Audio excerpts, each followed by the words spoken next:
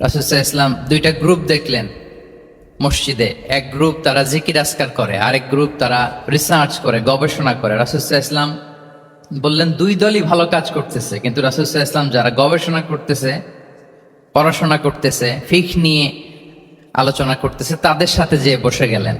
আর তিনি বললেন, ওয়া ইন্নামা বুইসতু মুআল্লিমান, আমি এই গ্রুপকে প্রায়োরিটি দিয়েছি কারণ আমি নিজেই শিক্ষক হিসেবে প্রেরিত হয়েছি। তারা অজ্ঞদেরকে শিক্ষা দিচ্ছে, জাহেলদেরকে, যারা কিছু জানে না, জ্ঞানের ছোঁয়া যাদের মধ্যে লাগেনি, এই গ্রুপ তাদেরকে এনলাইটেন করছে, আলোকিত করছে। ফলে আমি তাদেরকে প্রায়োরিটি দিলাম, তাদের সাথে বসে গেলাম। ও ইন্নামা বুইসতু মুআল্লিমান, কারণ আমি পৃথিবীতে শিক্ষক হিসেবে প্রেরিত হয়েছি। তাহলে ইব্রাহিম আলাইহিস সালামের দোয়ার ফসল তিনি, হি কেম এজ এ টিচার, কারণ ইব্রাহিম আলাইহিস সালাম দোয়া করেছিলেন, আল্লাহ এমন নবী পাঠাবেন যিনি ইউআল্লিমুহুমুল কিতাব, এই জনপদের লোকদেরকে কিতাব শিখাবে। এবং রাসূল সাল্লাল্লাহু আলাইহি ওয়াসাল্লাম নিজেও বলেছেন, আমি শিক্ষক হিসেবে প্রেরিত হয়েছি। এবং জ্ঞানার্জনকে রাসূল সাল্লাল্লাহু আলাইহি ওয়াসাল্লাম বাধ্যতামূলক করেছেন, ম্যান্ডেটরি ফর অল। এবং জ্ঞান যে সবাই অর্জন করবে এটা তিনি বলেছেন, এটা সবার জন্য অবধারিত, শিক্ষার জন্য, এটা মানুষের মৌলিক অধিকার। তিনি বলেছেন, তলাবুল ইলমি ফারিদাতুন আলা কুল্লি মুসলিম, পৃথিবীর প্রতিটি মুসলমানের জন্য জ্ঞান অর্জন এটা ফারিদা, আবশ্যক, ম্যান্ডেটরি, এটা অপশনাল না, এটা কম্পালসারি। এবং নারী পুরুষ নির্বিশেষে সবার জন্য, এমন না যে শুধু পুরুষদের জন্য। রাসূল সাল্লাল্লাহু আলাইহি ওয়াসাল্লাম বলেছেন, আলা কুল্লি মুসলিম, প্রতিটি মুসলিমের জন্য জ্ঞানার্জন এটা আবশ্যক। আলহামদুলিল্লাহ, আমাদের অনেক বোনেরাও আজকের হল রুমে এসছে। এবং রাসূল সাল্লাল্লাহু আলাইহি ওয়াসাল্লাম একটা স্পেশাল ডে নির্ধারণ করেছিলেন, a special day for teaching women. মদিনার নারীদেরকে পাঠদানের জন্য, শেখানোর জন্য তিনি একটা স্পেশাল ডে নির্ধারণ করেছিলেন। এবং নারীদের আগ্রহের কারণেই তিনি সেটা করেছিলেন। তারা একবার এসে রাসূল সাল্লাল্লাহু আলাইহি ওয়াসাল্লামকে বললেন যে, গলাবানা আলাইকা রিজাল ফাজআল লানা ইয়াওমান মিন নাফসিক, হে নবী, আমাদের মনে হচ্ছে পুরুষরা বেশি প্রায়োরিটি পেয়ে যায়, আপনি আমাদের জন্য স্পেশাল একটা ডে নির্ধারণ করেন, একটা দিন, যে দিনে এসে আমরা আপনার কাছ থেকে অনেক কিছু শিখবো, জানবো।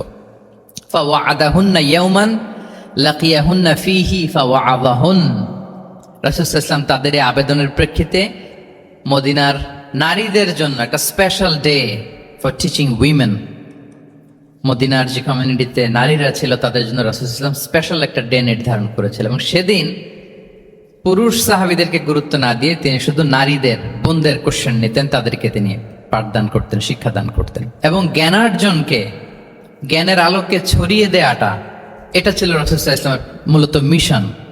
জ্ঞানের আলোকে তিনি বিশ্বময় ছড়িয়ে দিতে বলেছেন। নলেজ হ্যাজ নো বাউন্ডারিজ, এটার কোনো বাউন্ডারি থাকবে না, গোটা বিশ্বের জন্য আমরা জ্ঞানকে ছড়িয়ে দেই, এটার ব্যাপারে তিনি আমাদেরকে উদ্বুদ্ধ করেছেন। তিনি বলেছেন, বাল্লিগু আন্নি ওয়ালাউ আয়া, আমার পক্ষ থেকে একটি কথা, একটি বাণী, একটি আয়াত হলেও তোমরা পৌঁছে দাও। তাহলে তিনি আমাদেরকে জ্ঞানের এই আলো বিশ্বময় ছড়িয়ে দিতে উদ্বুদ্ধ করেছেন। এবং জ্ঞান লুকানোকে তিনি মহাপাপ বলেছেন। আপনার কাছে যদি নলেজ থাকে, সেই নলেজের ব্যাপারে যদি আপনাকে জিজ্ঞেস করা হয়, আপনি যদি এটা শেয়ার না করেন, তাহলে আপনি মহাপাপ করলেন। এটাকে আল্লাহ রাসূল সাল্লাল্লাহু আলাইহি ওয়া আলিহি ওয়াসাল্লাম জ্ঞান লুকানোকে মহাপাপ বলেছেন। তিনি বলেছেন, মান সুইলা আন ইলমিন ফাকাতামাহু আলজামাহুল্লাহু ইয়াউমাল কিয়ামাতি বিলিজামিন মিনান নার, কাউকে কোনো বিষয়ে জ্ঞানের ব্যাপারে জিজ্ঞেস করা হলো আর সে যদি সেটাকে গোপন করে, কিয়ামতের দিন তাকে আগুনের লাগাম দিয়ে বাঁধা হবে। ওয়াল ইয়াযু বিল্লাহ। তাহলে জ্ঞানকে ছড়িয়ে দিতে বলেছেন তিনি বিশ্বময়, জ্ঞানকে গোপন করতে তিনি বারণ করেছেন, নিষেধ করেছেন। আমরা যদি দেখি যে আল্লাহ রাসূল সাল্লাল্লাহু আলাইহি ওয়া আলিহি ওয়াসাল্লাম মক্কাতে যখন তিনি ইসলাম প্রচার শুরু করলেন, কোরআনের তালিম যখন তিনি মক্কাতে দিতে শুরু করলেন, তিনি এটাকে প্রাতিষ্ঠানিকভাবেই বেসিকলি শুরু করেছেন। আমরা যেমনি জ্ঞান বিতরণের জন্য প্রাতিষ্ঠানিক অবকাঠামো আমাদের প্রয়োজন হয়, রাসূল সাল্লাল্লাহু আলাইহি ওয়াসাল্লাম সেভাবেই একটা সেন্টার বেস তিনি শুরু করেছিলেন। এবং মক্কায় দারুল আরকাম নামে, আপনারা সবাই যারা রাসূল সাল্লাল্লাহু আলাইহি ওয়াসাল্লামের বায়োগ্রাফি পড়েছেন, ইতিহাস পড়েছেন, দারুল আরকাম থেকে বেসিকলি রাসূল সাল্লাল্লাহু আলাইহি ওয়াসাল্লাম এই জ্ঞান বিতরণ করতেন বা কোরআনের তালিম দিতেন। আরকাম ইবনে আবিল আরকাম একজন তরুণ সাহাবী, মাত্র 16 বছর বয়সে তিনি ইসলাম ধর্ম গ্রহণ করেছিলেন।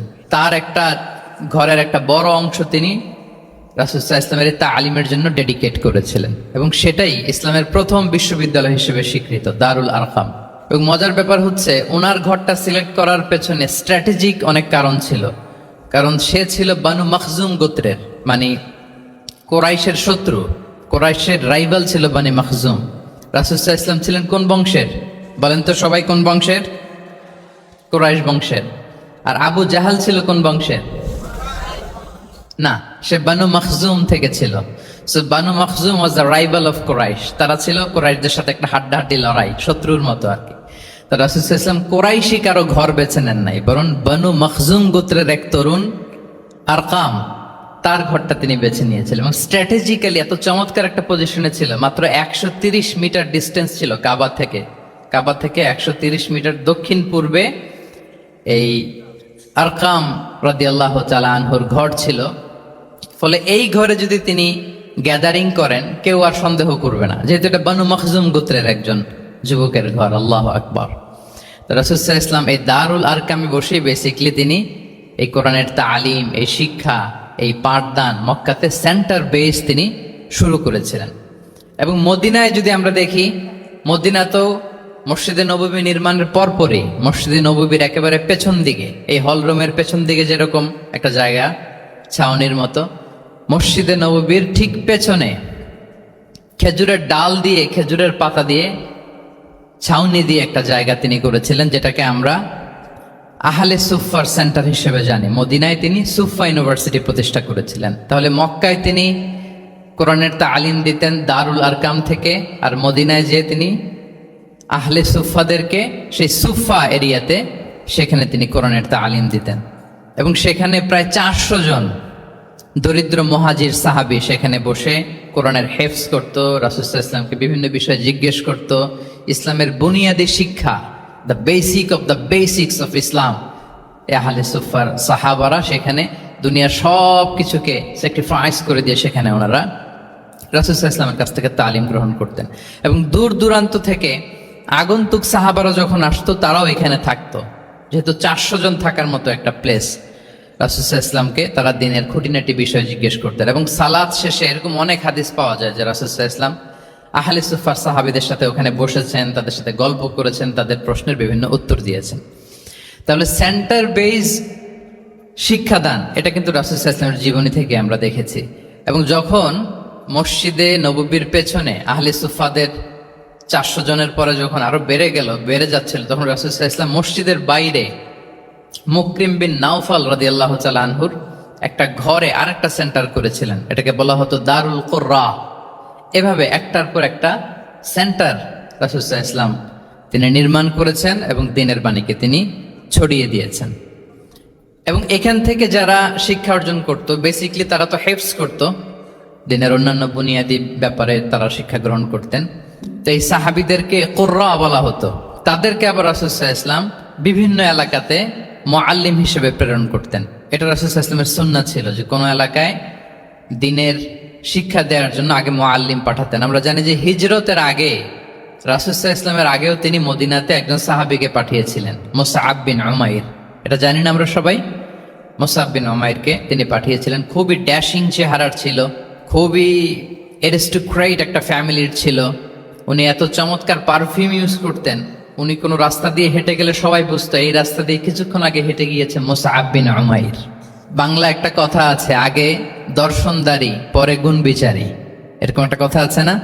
সো মদিনার লোকটা যাতে ইসলামের প্রতি খুব দ্রুত অ্যাট্রাক্টেড হয়, এজন্য তিনি আবু বকর রাদিয়াল্লাহু তাআলা আনহুকে পাঠাননি, ওমরে ফারুককে পাঠাননি, বরং মুসআব বিন উমাইর রাদিয়াল্লাহু তাআলা আনহুকে মুআল্লিম হিসেবে, he was the first ambassador of Islam, প্রথম অ্যাম্বাসেডর হিসেবে তিনি মদিনায় গিয়েছিলেন। এবং মদিনাতে আহলে সুফার মধ্যে থেকে যারা অগ্রগামী ছিল, দারুল কুররা থেকে যারা অগ্রগামী ছিল, তাদেরকে আল্লাহ রাসূল সাল্লাল্লাহু আলাইহি ওয়া আলিহি ওয়াসাল্লাম জ্ঞান বিতরণের জন্য, কোরআন শেখানোর জন্য বিভিন্ন জায়গায় পাঠাতেন।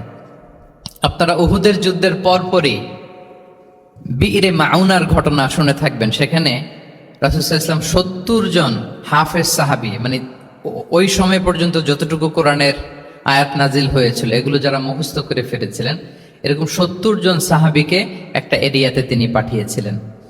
এবং এটা আসলে বিট্রে করেছিল তারা বলেছিল যে আমরা তাদেরকে নিয়ে যাব আমাদের এলাকায়, তারা দিন পৌঁছাবে। কিন্তু এই 70 জন সাহাবীকে বিট্রে করে তারা হত্যা করেছিল, ওনারা শাহিদ হয়েছিলেন এবং এতে রাসূল সাল্লাল্লাহু আলাইহি ওয়াসাল্লাম অনেক কষ্ট পেয়েছিলেন। যে সমস্ত গোত্র এই কাজের সাথে জড়িত ছিল টানা 1 মাস তাদের বিরুদ্ধে রাসূল সাল্লাল্লাহু আলাইহি ওয়াসাল্লাম বদদোয়া করেছেন, কুনুতে নাজিলা করেছেন ফজরের সালাতের পরে। তাহলে এই যে ন্যারেশন গুলো, বর্ণনাগুলো আমি কেন উপস্থাপন করছি আপনাদের সামনে, এটা বোঝানোর জন্য যেটার পরম্পরাটা কিরকম, রাসূল সাল্লাল্লাহু আলাইহি ওয়াসাল্লাম কিভাবে কোন সেন্টার থেকে শুরু করলেন, তারপরে কিভাবে এটার ডেভেলপমেন্ট হচ্ছিল, তারপরে কিভাবে এটা আগাতে লাগলো। তাহলে রাসূল সাল্লাল্লাহু আলাইহি ওয়াসাল্লাম বিভিন্ন জায়গায় যে মুআল্লিম পাঠাতেন, এটার রেফারেন্স আমরা পেলাম যে তিনি তো এখানে শেখাচ্ছেন, যখন অনেক বেড়ে গেল, চাহিদা বাইরে অনেক বেশি, তিনি এখান থেকে ছাত্রদেরকে, সাহাবাদেরকে বিভিন্ন জায়গায় মুআল্লিম হিসেবে প্রেরণ করতেন এবং শিক্ষার বিনিময়ে তিনি বদরের যে বন্দীরা ছিল তাদের মুক্তিপণের অ্যানাউন্সমেন্ট করেছেন, র্যানসাম, এটা আপনারা জানেন।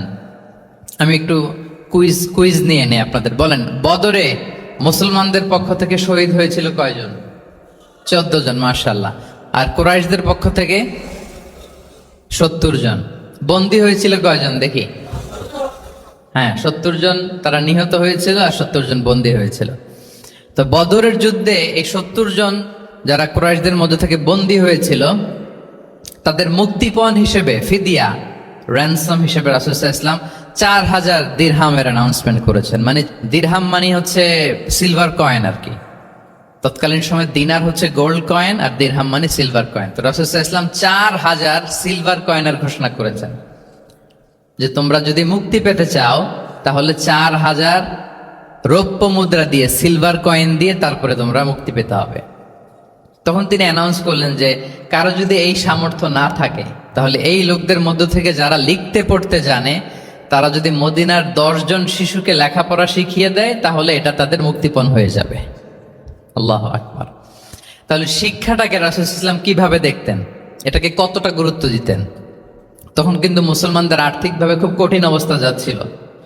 তখন এই জাতীয় ফিদিয়াগুলো, র্যানসামগুলো খুব জরুরি ছিল। তারপরে তিনি ঘোষণা করেছেন যাদের সামর্থ্য নাই তারা যদি লিখতে পড়তে জানে, মদিনার 10 জন ছেলে মেয়েকে তারা যদি লেখাপড়া শিখিয়ে দিতে পারে, এইটা তাদের মুক্তিপণ হিসেবে কনসিডার করা হবে। আল্লাহু আকবার। তাহলে সম্মানিত সুধী, আমরা সেই ইব্রাহিম আলাইহিস সালাতু ওয়াস সালামের দোয়া থেকে শুরু করে বদরের যুদ্ধ পর্যন্ত চলে আসলাম যে রাসূল সাল্লাল্লাহু আলাইহি ওয়াসাল্লাম শিক্ষাটাকে, এডুকেশনকে এবং শিক্ষার বাণীকে বিশ্বময় ছড়িয়ে দিতে তিনি কিরকম পদক্ষেপ নিয়েছেন, ওভারঅল একটা আমরা আইডিয়া পেয়েছি। এটা ছিল আমার ইন্ট্রোডাক্টরি ডিসকাশন। এখন আমি মূল আলোচনায় চলে যাই যে রাসূল সাল্লাল্লাহু আলাইহি ওয়াসাল্লাম সাহাবাদেরকে যে তিনি শেখাতেন, ওনার পাঠদান পদ্ধতি কেমন ছিল। প্রথম কথা হচ্ছে রাসূল সাল্লাল্লাহু আলাইহি ওয়াসাল্লাম পিতৃ স্নেহে সাহাবাদেরকে শিক্ষা দিতেন, as like a father teaching his child, teaching his son or daughter. সন্তানকে যেমনি বাবা পরম মমতায় আদর করে শেখায়, ঠিক সেভাবে শেখাতেন। এবং তিনি বলেছেন যে ইন্নামা আনা লাকুম বিমানজিলাতিল ওয়ালিদি উআল্লিমুকুম, নিশ্চয় আমি তোমাদের বাবার মতো, বাবা যেমনি ছেলে মেয়েদেরকে শেখায়। এবং এই হাদিসে এসছে যে রাসূল সাল্লাল্লাহু আলাইহি ওয়াসাল্লাম তাদেরকে শিখিয়েছেন সাহাবাদেরকে যে ওয়াশরুমে গেলে কিভাবে ক্লিন হইতে হবে, টু দ্য ডাইরেকশন অফ কেবলা বসা যাবে না, কেবলাকে পেছনে রেখে বসা যাবে না, এমনকি ঢিলাগুলো ইউজ করতে হলে ডান হাতে ইউজ করা যাবে না, বাঁ হাতে। তারপর এটা বেজোর হইতে হবে। এরকম ধরে ধরে উম্মাকে শিখিয়েছেন। নারীদের মেনস্ট্রুয়েশনাল পিরিয়ডের ব্যাপারে বিধানগুলো শিখিয়েছেন। স্বামী স্ত্রীর অন্তরঙ্গ মুহূর্তের ব্যাপারে মাসআলা কি, ব্যাপারগুলো কি, লিগ্যাল অপিনিয়ন কি, ধরে ধরে বাবা মা যেমনি ছেলে মেয়েদেরকে ধরে ধরে শিখিয়ে দেয় যে এইভাবে this is good and this is bad, dos and don'ts যেমনি মা বাবা শেখায়, আল্লাহ রাসূল সাল্লাল্লাহু আলাইহি ওয়াসাল্লাম বলেন ইন্নামা আনা লাকুম বিমানজিলাতিল ওয়ালিদি উআল্লিমুকুম, আমি তোমাদের বাবার মতো, বাবা যেমনি শেখায় পরম মমতায়, এভাবে আমি তোমাদেরকে শিক্ষা দিই। এবং রাসূল সাল্লাল্লাহু আলাইহি ওয়াসাল্লাম খুব সহজ করে উপস্থাপন করতেন, কোনো কিছুকে জটিল করতেন না। এটা কিন্তু একজন আদর্শ শিক্ষকের বৈশিষ্ট্য। মানে as easier as you can, যত সহজ করে আপনি আপনার প্রেজেন্টেশনটা করতে পারবেন, তত বেশি আপনার শিক্ষার্থীরা আপনার কাছ থেকে ওই মেসেজ, ওই শিক্ষা, সেটা, ওই বার্তাটা তারা গ্রহণ করতে পারবে। এবং সহিহ মুসলিমের হাদিস, আল্লাহ রাসূল সাল্লাল্লাহু আলাইহি ওয়াসাল্লাম তিনি বলেন ইন্নাল্লাহা লাম ইয়াবআসনি মুআন্নিতান ওয়ালা মুতাআন্নিতান ওয়ালাকিন বাআসানি মুআল্লিমান মুয়াসসিরান। আল্লাহু আকবার। আল্লাহ তাআলা আমাকে কঠোরতা আরোপকারী, জটিলকারী করে প্রেরণ করেননি, বরং সহজভাবে, সহজ পন্থায় শিক্ষাদানকারী শিক্ষক হিসেবে প্রেরণ করেছেন। লিটারেলি তিনি মুয়াসসিরান শব্দটা ব্যবহার করেছেন, যেহেতু এখানে ইসলামিক স্টাডিজ, কোরআন, হাদিস যে ডিপার্টমেন্টের শিক্ষার্থী বন্ধুরা আপনারা যারা আছেন, আপনারা শব্দের অর্থটা লিটারালি বুঝতে পারতেছেন। তিনি বলেছেন মুআল্লিমান মুয়াসসিরান, আমি সহজপন্থী শিক্ষক হিসেবে প্রেরিত হয়েছি। কোনো জিনিসকে কঠোরতা আরোপ করার জন্য, কঠিন করে প্রেজেন্ট করার জন্য আল্লাহ আমাকে পাঠাননি। রাসূল সাল্লাল্লাহু আলাইহি ওয়াসাল্লাম used to make things easy, খুব সহজ করে উপস্থাপন করতেন।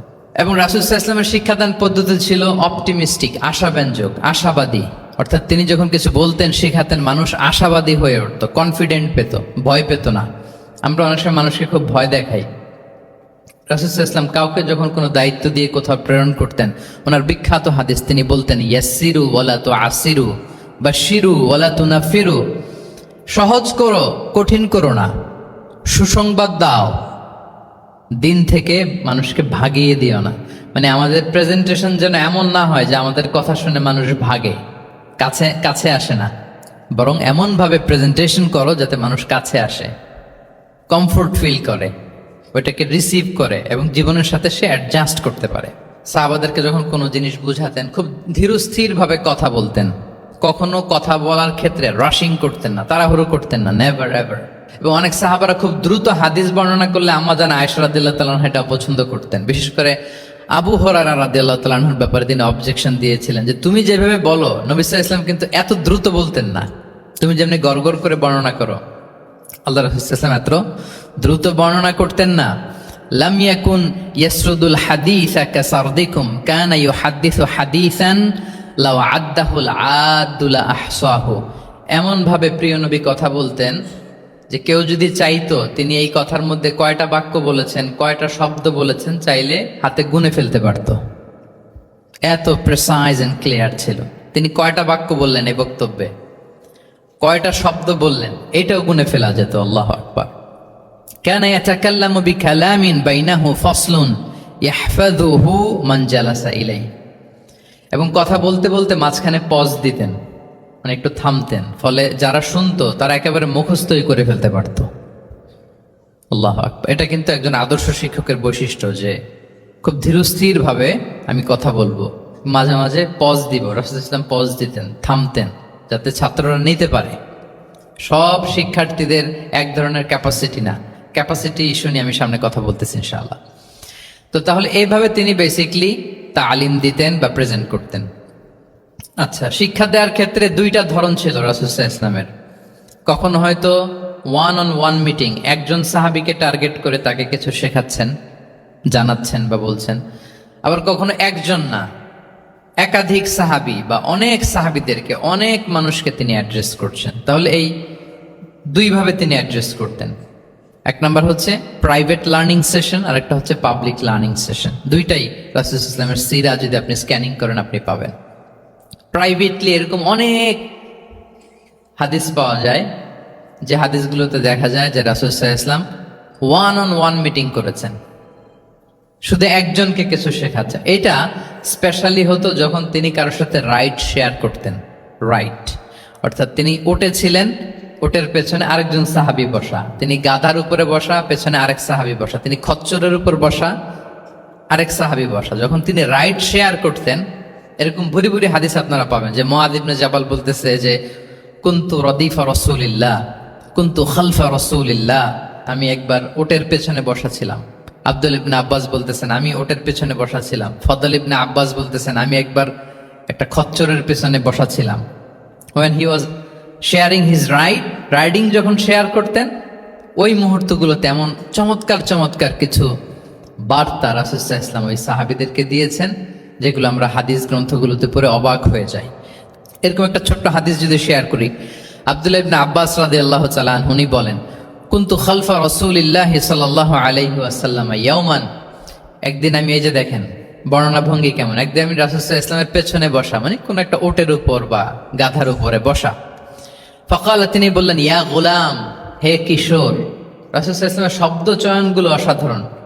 আমরা অনেক হাদিস আজকে শেয়ার করার চেষ্টা করব, আপনি বাক্য চয়ন, শব্দ চয়ন শুনলে অবাক হবেন। ইয়া গোলাম, হে কিশোর, ইন্নী উআল্লিমুকা কালিমাতিন, আমি তোমাকে চমৎকার কিছু কথা শিখিয়ে দিচ্ছি, শোনো। তখন কিন্তু কেউ নাই। এই হাদিস উনি বর্ণনা না করলে আমরা জানতে পারতাম না, কারণ ওনারা এক ওটের উপরে বা ঘোড়ার উপরে ছিলেন। পরে যখন আব্দুল্লাহ ইবনে আব্বাস এটা ন্যারেট করলেন তখন আমরা জানতে পেরেছি।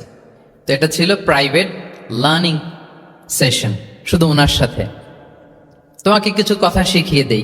ইহফাদিল্লাহ ইয়াহফাযকা, ইহফাদিল্লাহ তাজিদহু তুজাহাক।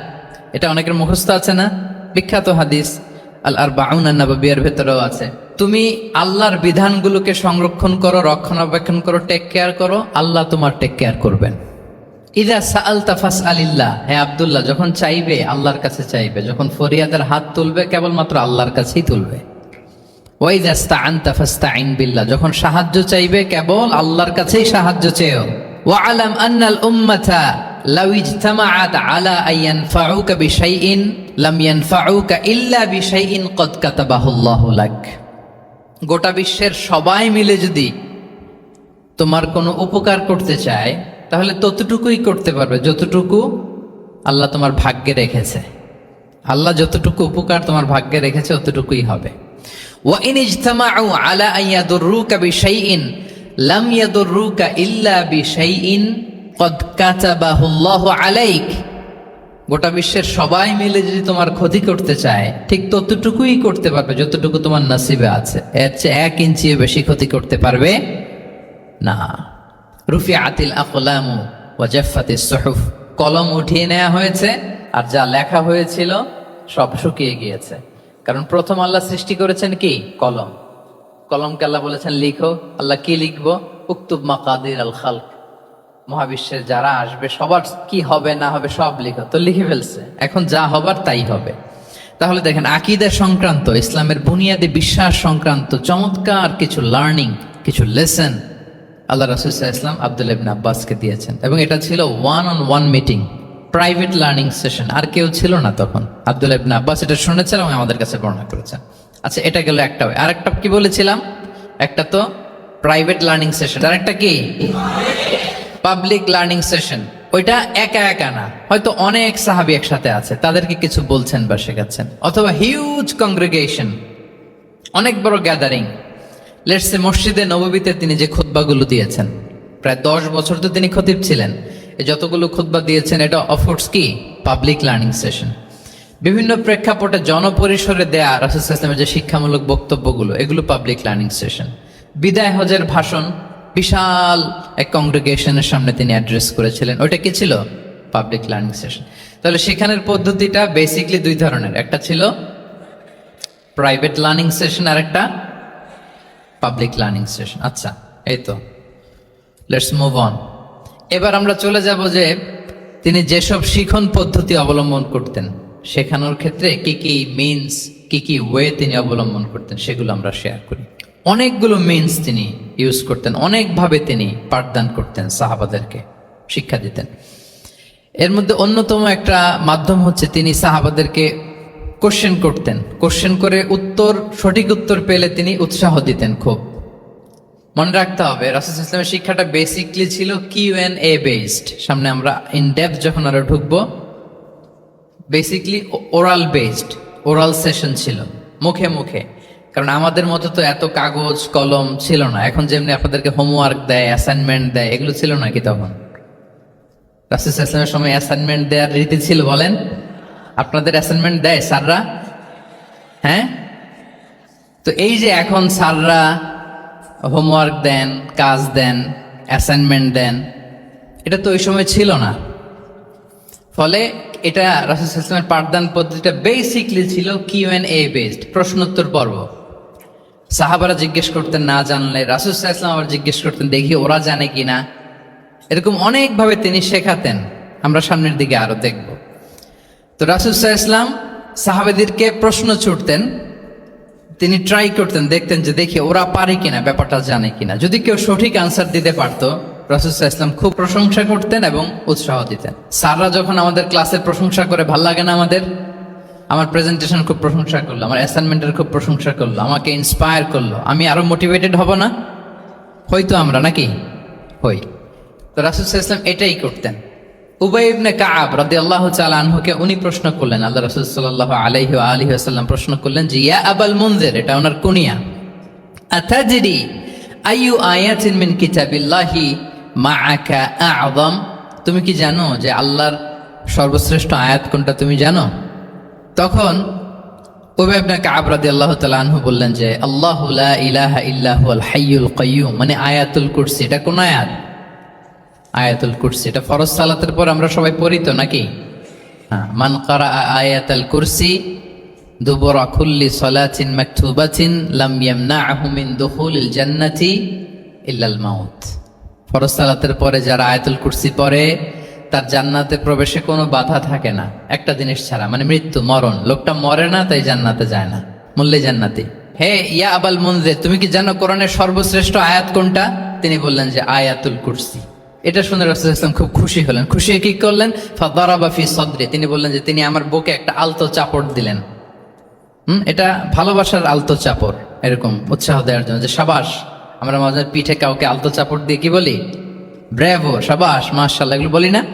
তো রাসূলুল্লাহ সাল্লাল্লাহু আলাইহি ওয়াসাল্লাম বুকে আলতো চাপড় দিয়ে বললেন ওয়াল্লাহি লিয়াহনিকাল ইলমু আবাল মুনজির, তোমার ইলম, তোমার জ্ঞান কল্যাণময় হোক হে আবাল মুনজির, মোবারক হোক তোমার জন্য তোমার ইলম।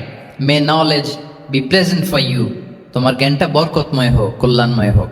তাহলে তিনি যখন সঠিক উত্তর দিতে পারলেন, রাসূলুল্লাহ সাল্লাল্লাহু আলাইহি ওয়াসাল্লাম খুশি হয়ে বুকে আলতো চাপড় দিয়ে তার প্রশংসা করলেন, তার জন্য দোয়া করলেন। রাসূলুল্লাহ সাল্লাল্লাহু আলাইহি ওয়াসাল্লাম এভাবে উৎসাহ দিতেন। এতে করে কি হয়? শিক্ষার্থীদের কনফিডেন্ট বাড়ে। কি হয়? যে স্যার যখন আমাকে এত কিছু বলতেছে তাহলে নিশ্চয়ই আমি কিছু একটা ভালো কিছু করছি, আমাকে দিয়ে কিছু একটা হবে। আমাকে দিয়ে, আমরা অনেক সময় ভুল করে বলে ফেলি যে তোকে দিয়ে কিছুই হবে না, বলে ফেলি না? এতে হয় কি? কনফিডেন্ট কমে যায়। মা বাবারাও এটা করে যে তুই কিছুই পারবি না, তোকে দিয়ে কিছুই হবে না। বাংলাদেশে একটা বিখ্যাত কথা আছে, ওই যে ছেলে মেয়ে এ প্লাস না পেলে পাশের বাড়ির কেউ পেলে বলে যে ওর পা ধোয়া পানি খা। তো আসলে এতে কি হয়? কনফিডেন্স কমে যায় ছেলে মেয়েদের। এটা যেন আমরা না বলি, বরং ওদেরকে ইন্সপায়ার করতে হবে, হ্যাঁ, উৎসাহিত করতে হবে, প্রশংসা করতে হবে। সাহাবীদের ভালো কিছু দেখলে সঠিক উত্তর তারা দিতে বলে রাসূলুল্লাহ সাল্লাল্লাহু আলাইহি ওয়াসাল্লাম এভাবে প্রশংসা করতেন। আচ্ছা, গেল, এটা একটা পদ্ধতি। আরেকটা হচ্ছে কোনো গুরুত্বপূর্ণ জিনিসকে এমফাসাইজ করার জন্য রাসূলুল্লাহ সাল্লাল্লাহু আলাইহি ওয়াসাল্লাম রেপিটেশন করতেন, তাকরার করতেন।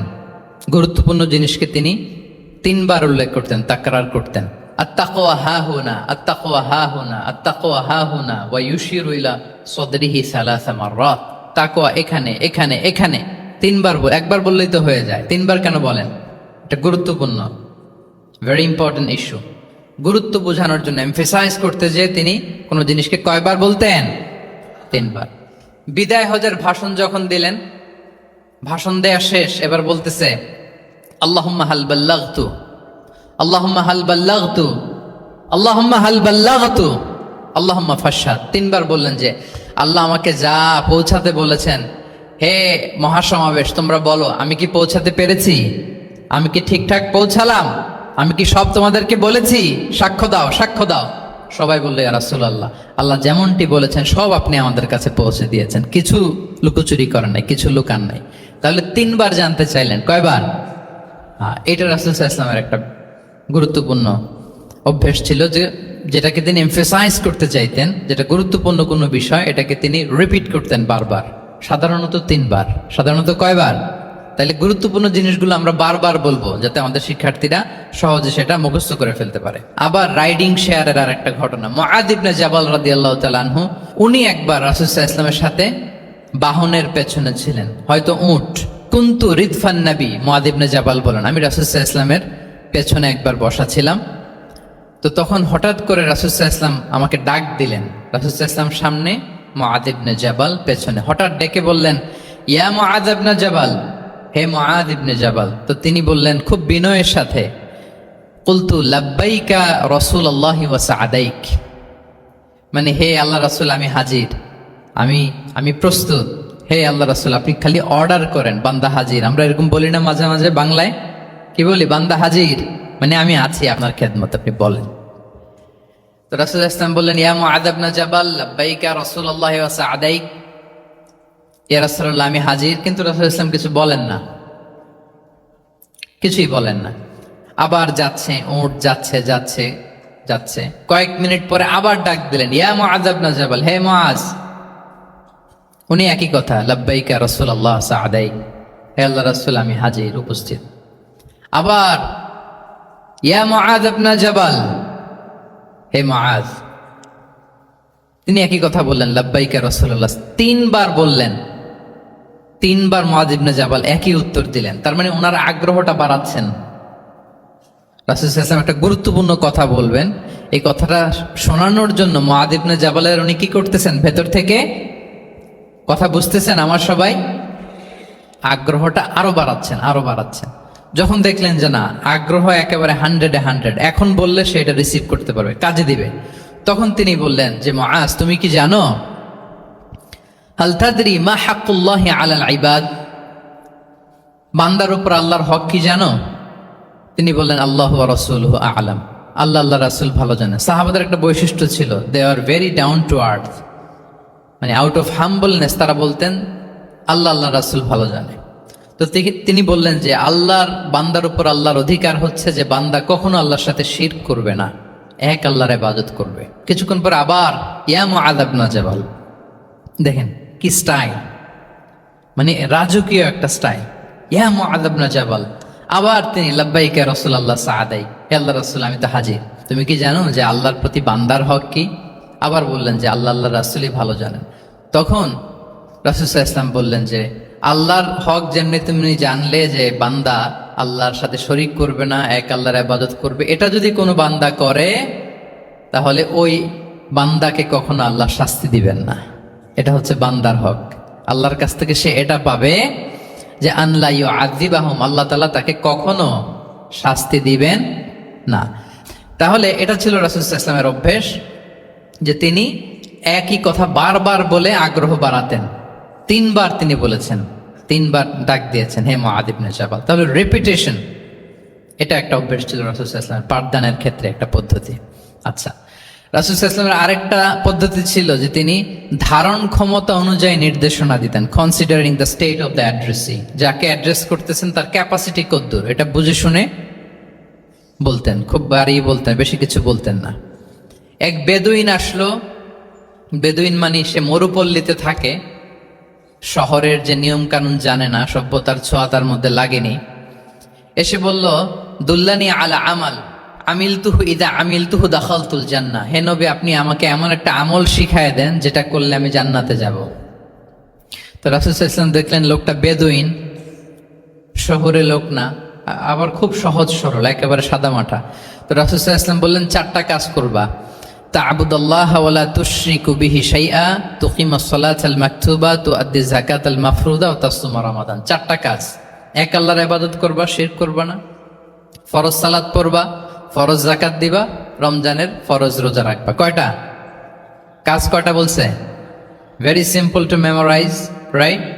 আচ্ছা, এটা যখন সে বলল তখন সে বেদুইন বলতে আরম্ভ করলো যে আল্লাহর শপথ করে আমি বললাম, লা আযীদু আলা হাযা শাইআন ওয়া লা আনকুসু মিন, ঠিক আছে আমি এই 4টাই করব, বাড়াবো না কমাবো না, এর চেয়ে বেশি কোনোদিন কিছু করব না, কমও করব না।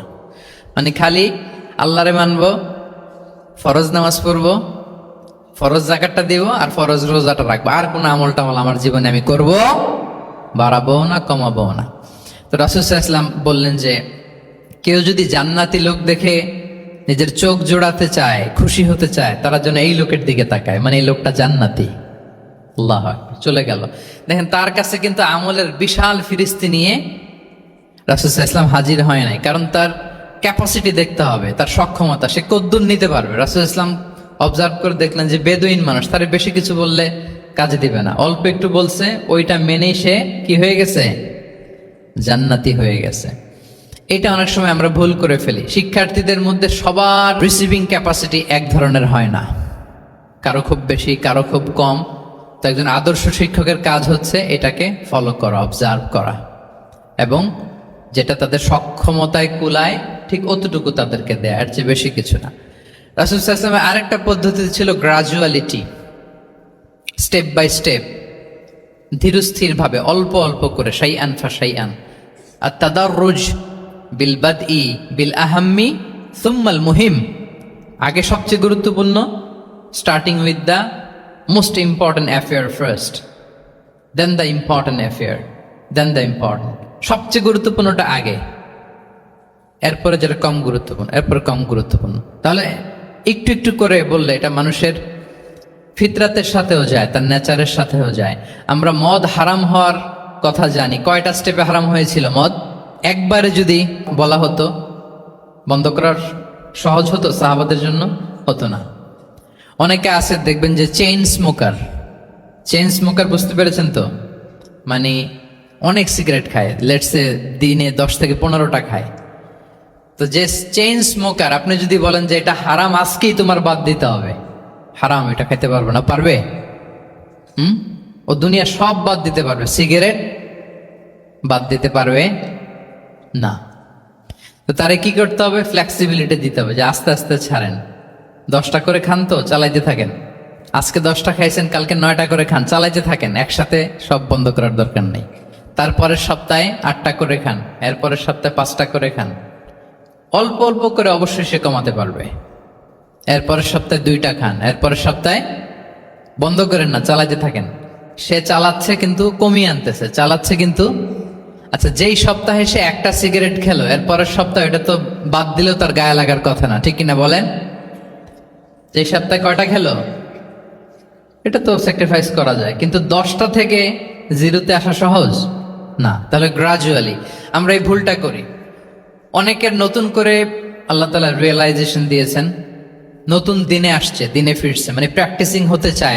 এখন আপনি তারে পাইয়া এমন নিয়ম কানুন দেখাচ্ছেন, বেচারা তো বলে আগে যা ছিলাম ওইটাই ভালো ছিলাম। এরকম হয় না অনেক সময়? হ্যাঁ, ধরেন যে কোনো একজন নারী, সে হয়তো পর্দা মেনটেন করে না, একটু হিপ হপ স্টাইলে চলাফেরা করে। তো সে ভাবলো যে না, আমি তো অনেক ভুল করে ফেলছি, আমি সংশোধন হব, আমি প্র্যাকটিসিং হতে চাই।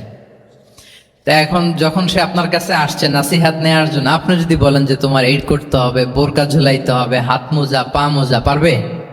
এ বলবে আগে যা ছিলাম ভালোই ছিলাম।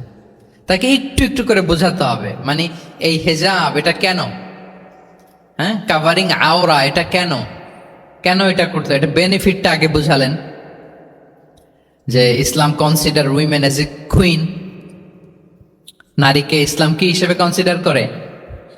রানী হিসেবে। তো রানীর তো একটা ড্রেস কোড থাকবে, স্পেশাল পোশাক থাকবে, এগুলো বুঝাবেন। সে যাতে একটু নিজেকে গুছিয়ে চলে, শুরুর দিকে আপনি এই বার্তা দিতে পারেন যে একটু গুছিয়ে চলতে হবে। এরপর একটু শালীন পোশাকে যেন সে অভ্যস্ত হয়, এটা বললেন। সে যখন শালীন পোশাকে অভ্যস্ত, তারপরে হেজাবের ফজিলত বললেন, সে যেন হেজাব পরে। যখন সে হেজাব পরে, এরপরে তাকে নেকাবের কথা বললেন। এইভাবে আস্তে আস্তে তাকে বোঝাতে হবে। কিন্তু একবারে যদি সব চাপিয়ে দেন, বলেন তো আওয়াজ করে, সে কি ওটা রিসিভ করতে পারবে? কারণ এই যে গ্রাজুয়ালিটি আর তাদাররুজ, এই সিস্টেমটা আপনি ভায়োলেট করেছেন, করেন নাই। মুআয ইবনে জাবাল রাদিয়াল্লাহু তাআলা আনহুকে আল্লাহ রাসূল সাল্লাল্লাহু আলাইহি ওয়াসাল্লাম তিনি ইয়ামানের গভর্নর করে পাঠিয়েছেন। তো পাঠানোর আগে he was explaining a teaching guideline to his fellow সাহাবা। ওনাকে শিখাইতেছেন, তুমি যে যাবা মুআল্লিম হিসেবে, গভর্নর হিসেবে, কিভাবে দাওয়াতটা দিবে আগে শোনো। তিনি মুআয ইবনে জাবালকে বললেন, ইন্নাকা তা'তি কওমান মিন আহলিল কিতাব। হে মুআয, জেনে রাখো, এমন একটা এলাকায় তোমাকে পাঠাচ্ছি, তারা কিন্তু আহলে কিতাব, মানে তারা হচ্ছে Jewish and Christian community, they are not Muslim, তারা কিন্তু ইহুদি খ্রিস্টান ওখানে। সো তুমি কিভাবে দাওয়াত দিবা? ফাদউহুম ইলা শাহাদাতি আন লা ইলাহা ইল্লাল্লাহ আন্না মুহাম্মাদুর রাসূলুল্লাহ। প্রথমে তাওহীদের দাওয়াত দিবা। আওয়াজ করে বলেন, প্রথমে দাওয়াত হবে কিসের? তাওহীদের। ফাইনহুম আতাউ লিযালিক, বাক্যটা খেয়াল করেন। যখন তারা এটা মেনে নিবে, এটাতে অভ্যস্ত, তারপর তুমি দাওয়াত দিবা যে আল্লাহ প্রতিদিন 5 ওয়াক্ত সালাত ফরজ করেছেন। কয় ওয়াক্ত? 5 ওয়াক্ত সালাত। আচ্ছা, ফাইনহুম আতাউ লিযালিক, যখন তারা 5 ওয়াক্তে সালাতে অভ্যস্ত হবে, তখন বলবা যে আল্লাহ তাআলা ধনীদের উপর যাকাত ফরজ করেছেন। ফাইনহুম আতাউ লিযালিক, যখন ওইটা মানবে, এরপরে বলবা রমজানের রোজা ফরজ করেছেন। সুবহানাল্লাহ, সুবহানাল্লাহ, আল্লাহু আকবার। তাহলে ধাপে ধাপে দেখেন, এই যে টিচিং গাইডলাইন তিনি দিচ্ছেন ওনার ফেলো সাহাবাকে, ফেলো কম্প্যানিয়নকে, যে তুমি ইয়ামানে যে একবারে সব বিধান তুমি যা জানো, মনে করো না যে সবাই ওইটা মানবে। তারা জুইশ, তারা ক্রিশ্চিয়ান, একটু একটু করে তাদেরকে দাওয়াত দিতে হবে। তাহলে গ্রাজুয়ালিটি পাঠদান পদ্ধতির একটা অন্যতম বিষয় হচ্ছে কি? গ্রাজুয়ালিটি, মানে ধাপে ধাপে ধীরে ধীরে অল্প অল্প করে বোঝান। আচ্ছা, রাসূল সাল্লাল্লাহু আলাইহি ওয়াসাল্লাম মাঝে মাঝে কোনো কথার গুরুত্ব বোঝানোর জন্য শপথ করতেন, drawing attention by making oath, শপথ করে কথার গুরুত্ব বোঝাতেন। তিনি বলতেন, ওয়াল্লাহি ইন্নী লা আস্তাগফিরুল্লাহ ওয়া আতুবু ইলাইহি ফিল ইয়াউমি আকসারা মিন ৭০ মাররা। আল্লাহর শপথ, আমি নবী প্রতিদিন ৭০ বারেরও বেশি তওবা ইস্তেগফার করি। কয়বারেরও বেশি? ৭০ বার। এই কথাটার তাওবা ইস্তেগফারের গুরুত্ব বোঝাতে যেয়ে তিনি শুরুতে বলেছেন ওয়াল্লাহি, আল্লাহর শপথ। এরকম অনেক হাদিসে পাওয়া যায়, তিনি বলেছেন ওয়াল্লাযী নাফসু মুহাম্মাদিন বিয়াদিহি, ওই সত্তার শপথ যার হাতে মুহাম্মাদের আত্মা। আবার মাঝে মাঝে বলেছেন ওয়াল্লাযী নাফসি বিয়াদিহি, ওই সত্তার শপথ যার হাতে আমার আত্মা। এভাবে বলে তিনি কথা শুরু করেছেন। যখন তিনি এরকম শপথ করতেন তখন কথার গুরুত্ব বোঝা যেত। কি বোঝা যেত? গুরুত্ব বোঝা যেত। তাহলে শপথ করে মাঝে মাঝে তিনি জিনিস বোঝাতেন। আচ্ছা, আমরা আমাদের বিভিন্ন প্রেজেন্টেশন বা লেকচার বোঝানোর জন্য অনেক মিনস ইউজ করি না? আল ওয়াসাইল আত-তা'লিমিয়া, এটাও কিন্তু রাসূল সাল্লাল্লাহু আলাইহি ওয়াসাল্লাম করতেন। আমরা কি কি করি? আমি তো জানি না আপনাদের আইএসসিতে ক্লাসরুমগুলো কেমন, নিশ্চয়ই সেখানে হোয়াইট বোর্ডে তো আছেন। হোয়াইট বোর্ডে কি দিয়ে লেখা হয়? মার্কার। আচ্ছা, প্রেজেন্টেশন স্লাইড মাঝে মাঝে ইউজ করেন না? বা টিচার করে কিনা? তো সেটা কিভাবে করে? মাইক্রো প্রজেক্টর দিয়ে করে। এগুলো হচ্ছে আল ওয়াসাইল আত-তা'লিমিয়া। তো রাসূল সাল্লাল্লাহু আলাইহি ওয়াসাল্লামের সময় তো এই স্লাইডও ছিল না, ডিজিটাল বোর্ডও ছিল না, হোয়াইট বোর্ডও ছিল না, হ্যাঁ, মার্কার ছিল না, ওইরকম কিছু ছিল না। তো উনি কি ইউজ করতেন? উনিও চমৎকার চমৎকার কিছু মাধ্যম ইউজ করতেন, আপনারা শুনলে অবাক হবেন। আপনাদের মনোযোগ আছে তো সবার, না? আচ্ছা, আমরা দেখি যে উনি কি কি ইউজ করতেন। উনি অনেক ধরনের ভিজুয়াল ডেমনস্ট্রেশন করতেন। ভিজুয়াল ডেমনস্ট্রেশন মানে যেটা আপনি চোখ দিয়ে দেখে শিখে ফেলবেন, বুঝে যাবেন। Visual demonstration. Physical gesture use করে এটা করতেন। ফিজিক্যাল জেস্টার, অঙ্গভঙ্গি, বাংলা কি বলে? অঙ্গভঙ্গি। রাসূল সাল্লাল্লাহু আলাইহি ওয়াসাল্লাম, এটাতে তো আর কিছু আধুনিক বিজ্ঞান আইটি তো লাগতেছে না, কি বলেন? আমার হাত পা দিয়ে আমি একটা কিছু বোঝাচ্ছি। তো রাসূল সাল্লাল্লাহু আলাইহি ওয়াসাল্লাম কিন্তু এটা করতেন। একবার তিনি ইয়াতিমের রক্ষণাবেক্ষণ যারা করে তাদের মর্যাদা কত, ফজিলত কত, এটা বোঝাতে যে একবার তিনি বলতেছেন আনা ওয়া কাফিলুল ইয়াতিমি ফিল জান্নাতি কাহাতাইন, আমি এবং এতিমের রক্ষণাবেক্ষণকারী জান্নাতে ঠিক এইভাবে থাকবো। এইভাবে থাকবো মানে খুব কাছাকাছি থাকবো। He will be my neighbour, very close neighbour. এবং বোঝাতে যে এই যে উস্তা আর সাব্বাবা, দুই আঙ্গুল এভাবে, এই আঙ্গুল থেকে এই আঙ্গুলের দূরত্ব কতটুকু? 1 মাইল নাকি কত? একেবারে কাছে। এই আঙ্গুল থেকে আঙ্গুলের তেমন কোনো দূরত্বই নাই, মানে খুব কাছে।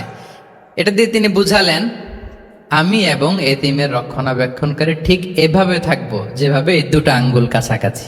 আল্লাহু আকবার। তাহলে এই যে ফিজিক্যাল জেস্টার ইউজ করলেন কিনা, অঙ্গভঙ্গি, এটাকে বলে ভিজুয়াল ডেমনস্ট্রেশন। কি বলে? Visual demonstration. এবং রিসার্চাররা বলতেছেন যে approximately 80% of human learning comes through the visual demonstration.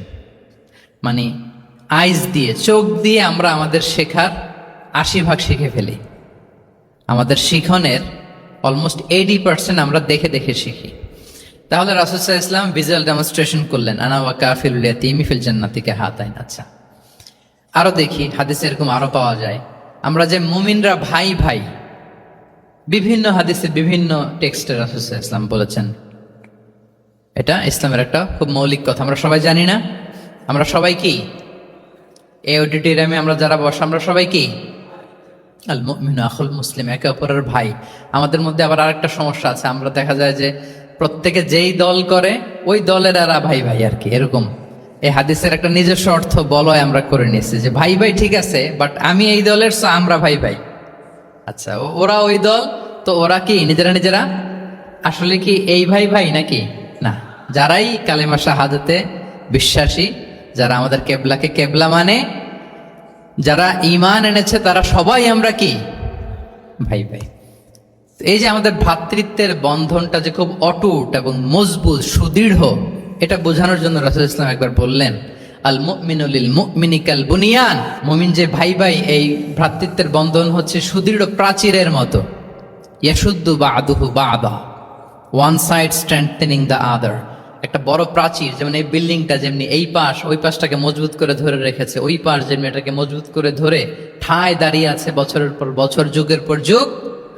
রাসূল সাল্লাল্লাহু আলাইহি ওয়াসাল্লাম বললেন, মুমিন যে ভাই ভাই তাদের সম্পর্কটা এরকম সুদৃঢ়। কতটা সুদৃঢ় এটা বলতে যে ওয়াশাব্বাকা বাইনা আসাবিহি, তিনি হাতের এই 5 আঙ্গুল এই 5 আঙ্গুলের ভেতরে ঢুকাই দিলেন। এরকম ধরেন তো একটু সবাই, আচ্ছা ঢুকিয়ে একটু চাপ দেন। এখন ব্যাপারটা অনেক মজবুত হয়ে গেল না? হ্যাঁ, কেউ চাইলে কি সহজে ছোটাতে পারবে না? তাহলে এই যে আরেকটা ভিজুয়াল ডেমনস্ট্রেশন পেয়েছেন। ফিজিক্যাল জেস্টার, অঙ্গভঙ্গি করে তিনি বুঝাইলেন যে আমাদের ভ্রাতৃত্বটা এইরকম মজবুত, মানে ওনার কাছে যা ছিল ওইটা বুঝাতে যে তিনি এই ফিজিক্যাল জেস্টারটা নিয়েছেন যে মুমিন ভাই ভাই এবং আমাদের ভ্রাতৃত্বের বন্ধনটা ঠিক এরকম মজবুত, লাইক দিস। তাহলে এটাকে বলে ভিজুয়াল ডেমনস্ট্রেশন, যেহেতু এতে করে সাহাবারা সহজে বুঝতো, এটা দিয়ে সহজে বুঝলো। আবার মাঝে মাঝে তিনি ড্রয়িং করেছেন, আমাদের মতো ডিজিটাল সিস্টেমে ড্রয়িং করে না, এখন তো খুব ইজি।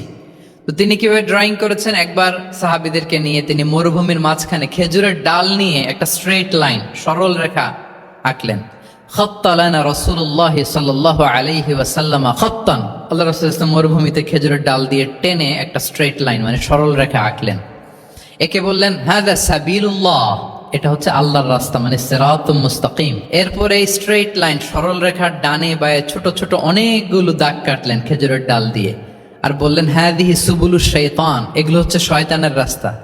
ফি কুল্লি সাবিলিন শাইতান, এই প্রত্যেকটা রাস্তায় একটা করে শয়তান থাকে, সে তার শয়তানি কাজের হাতছানি তোমাদের দেয়। তাহলে খেজুরের ডাল দিয়ে একটা স্ট্রেট লাইন সরল রেখা করে বললেন এটা সিরাতুম মুস্তাকিম সাবিলুল্লাহ, আর ডানে বায়ে ছোট ছোট দাগ কেটে বললেন এগুলো হচ্ছে সাবিলুশ শয়তান, ওই পথে শয়তানের হাতছানি দেয়া পথে কবু যাওয়া যাবে, বরং সিরাতুল মুস্তাকিমে থাকা লাগবে। তাহলে এই যে ভিজুয়াল ডেমনস্ট্রেশন ব্যাপারটা ক্লিয়ার হয়েছে না? কাফিলুল ইয়াতীমি কাহাতাইন শাব্বাকা বাইনা আসাবিহি খাত্তা লানা রাসূল সাল্লাল্লাহু আলাইহি ওয়াসাল্লাম খাত্তা। তাহলে এভাবে ওনার সাধ্যের নাগালে যা যা ছিল সাহাবাদেরকে আরো বোঝাতে, ভালো করে to clarify the issue, to visualise the matter, রাসূল সাল্লাল্লাহু আলাইহি ওয়াসাল্লাম এগুলোর ব্যবহার করেছেন। এরপর মাঝে মাঝে সাহাবীদের মস্তিষ্কের যাতে ব্যায়াম হয়, শিক্ষার্থীর কল্পনার জগতে কোনো কিছু চিত্রায়িত করা, এতে করে মস্তিষ্কের ব্যায়াম হয় আর কি, to enhance the power of imagination, আপনার ইমাজিনারি পাওয়ারকে ডেভেলপ করবার জন্য।